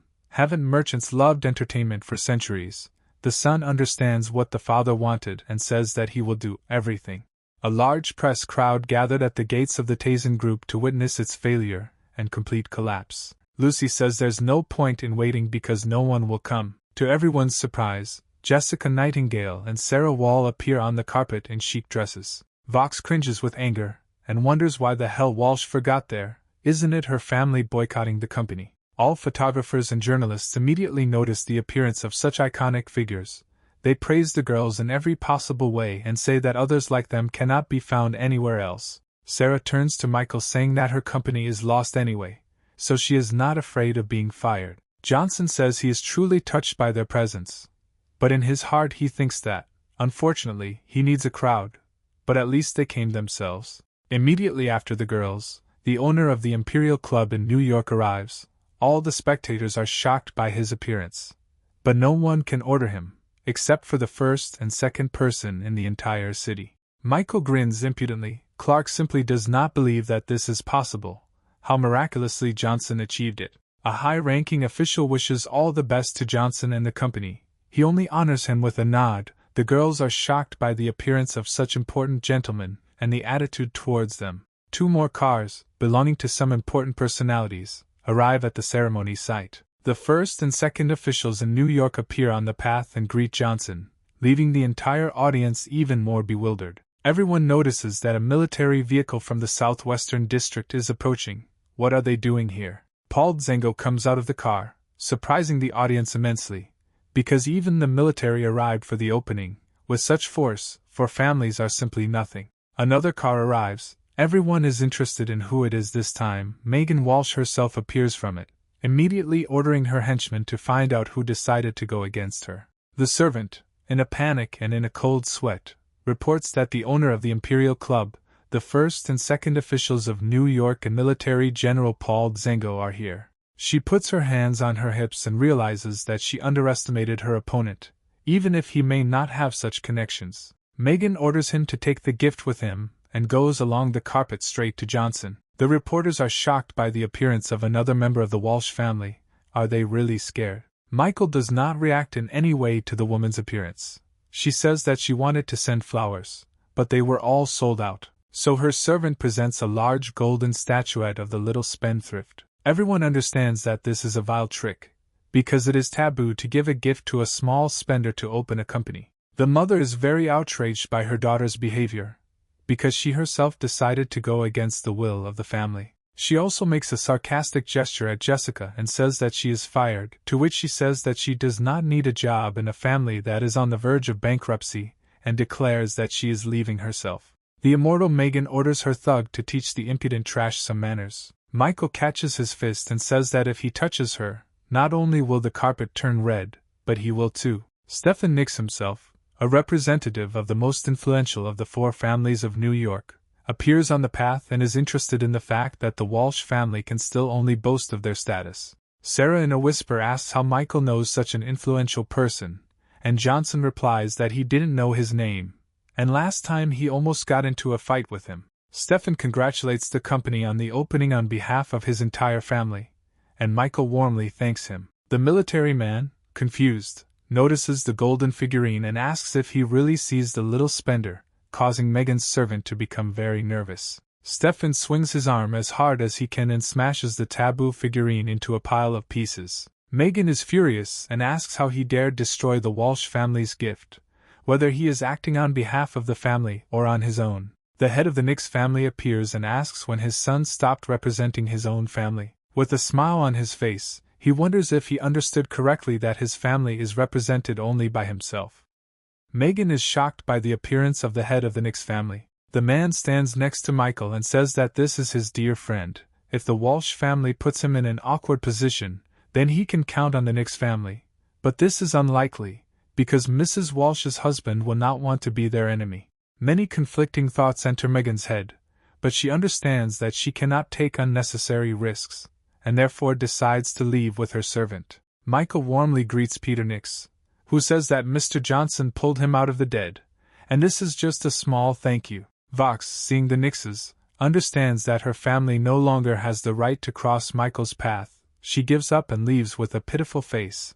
Clark's former friend tries to catch up with her, not understanding what he should do now. The girl kicks the businessman away and tells him to go away. He cries, sprawled on the asphalt. He thinks that this is the end. He gets up, goes to the disgruntled Clark and shouts for his old friend to forgive him, because he said a lot of unnecessary things. A friend begs in every possible way to forgive him, says that he has fallen under influence of the Vox family. Clark furiously kicks the nonentity and says that as soon as he lost face, he immediately remembered that he was his brother. How did he even have the conscience? Let him get lost. Michael, standing with Peter, Sarah and Jessica, laugh together at this situation. The loser runs away, and Michael sincerely praises Clark for such an act. Johnson raises his hands in the air and exclaims the start of their celebration as fireworks are released into the sky. The onlookers are still reeling from the historical event that just happened, but they understand that for them the show is over here. But then Homeland Security forces show up and ask the paparazzi to stay behind to allow them to check their devices on orders from their superiors. New York International Airport. People say that it looks like a movie is being filmed here. Their outfits are too conspicuous. The old man of the Burke family with his retinue is displeasedly waiting for someone to meet him. The mustachioed man comes out and says that he has prepared a dinner party in their honor and hopes that he will be honored with attention. The man is really worried that some terrifying energy is coming from Burke after the Ural Mountains. He was once the head of the Burke family, which occupied the first place in New York before he left. If not for the murder of his relatives, he would not have come down.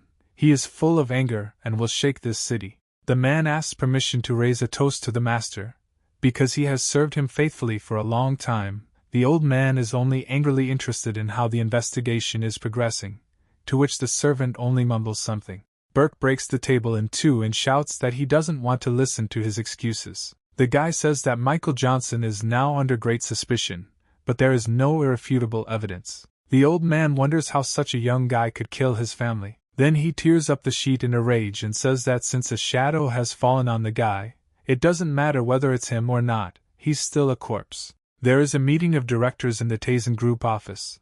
They are thinking about what they should do next to develop the company. According to Sarah, the most important thing in the company is the product. Clark agrees and is also worried about this. Clark suggests turning to the internet or investments if Johnson has no ideas.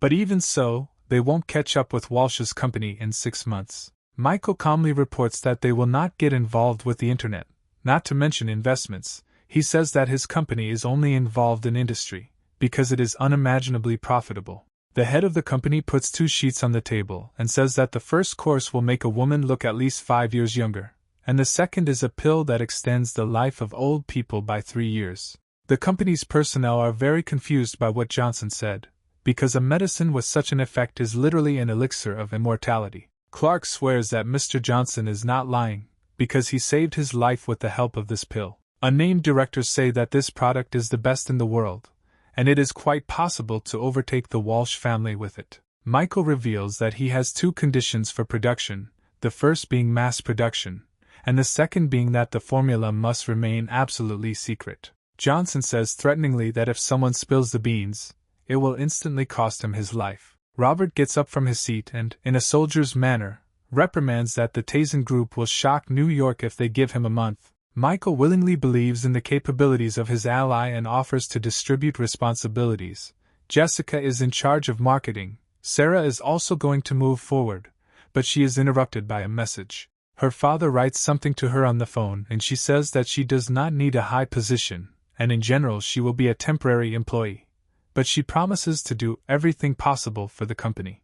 After everyone has left, Michael says that he thought Sarah would want to take a management position, but she sharply refuses. The girl shows the phone and says that in 5 months there will be a wedding between her and a member of the martial arts family. She has no choice. Sarah sits alone in the room. She is very sad, and wonders why she cannot refuse, because she is not a product, but a living person. Michael and Jessica are sitting on the sofa, eating and having a nice conversation. The girl is clearly saddened by something. The guy asks the girl what happened to her friend. She says that she doesn't know, she hasn't left the room since their return and refuses to answer questions. Jessica's phone rings. It's Aunt Hordes. She tells the girl some scary story. The girl hangs up and with a very frightened face turns to the guy, informs him that this is serious, and asks him if he knows Link Moresby. Michael is surprised to hear this name, because this is the son of the owners of the cafe where he often ate as a child. He remembers that when everyone turned away from Johnson,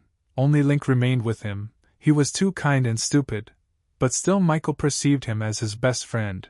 The last time the guy talked to his father, he found out that he studies at the university. Jessica reports that Aunt Horde said Moresby was beaten and had his arm broken near the university, but the ambulance couldn't get there. Michael and the girl arrive at the institute, where they see numerous guards. Jessica asks them to let them in, saying they are students, but the security says that the rector has given an order not to let anyone in and they ask to show their pass. Michael can't stand it. He walks up to the fence and angrily throws away the heavy fence, leaving the guards confused. Johnson tells them that the university is a temple of knowledge, and not a place for violence. He came here to save people, and if anyone dares to interfere with him, he will break his legs. The guards fall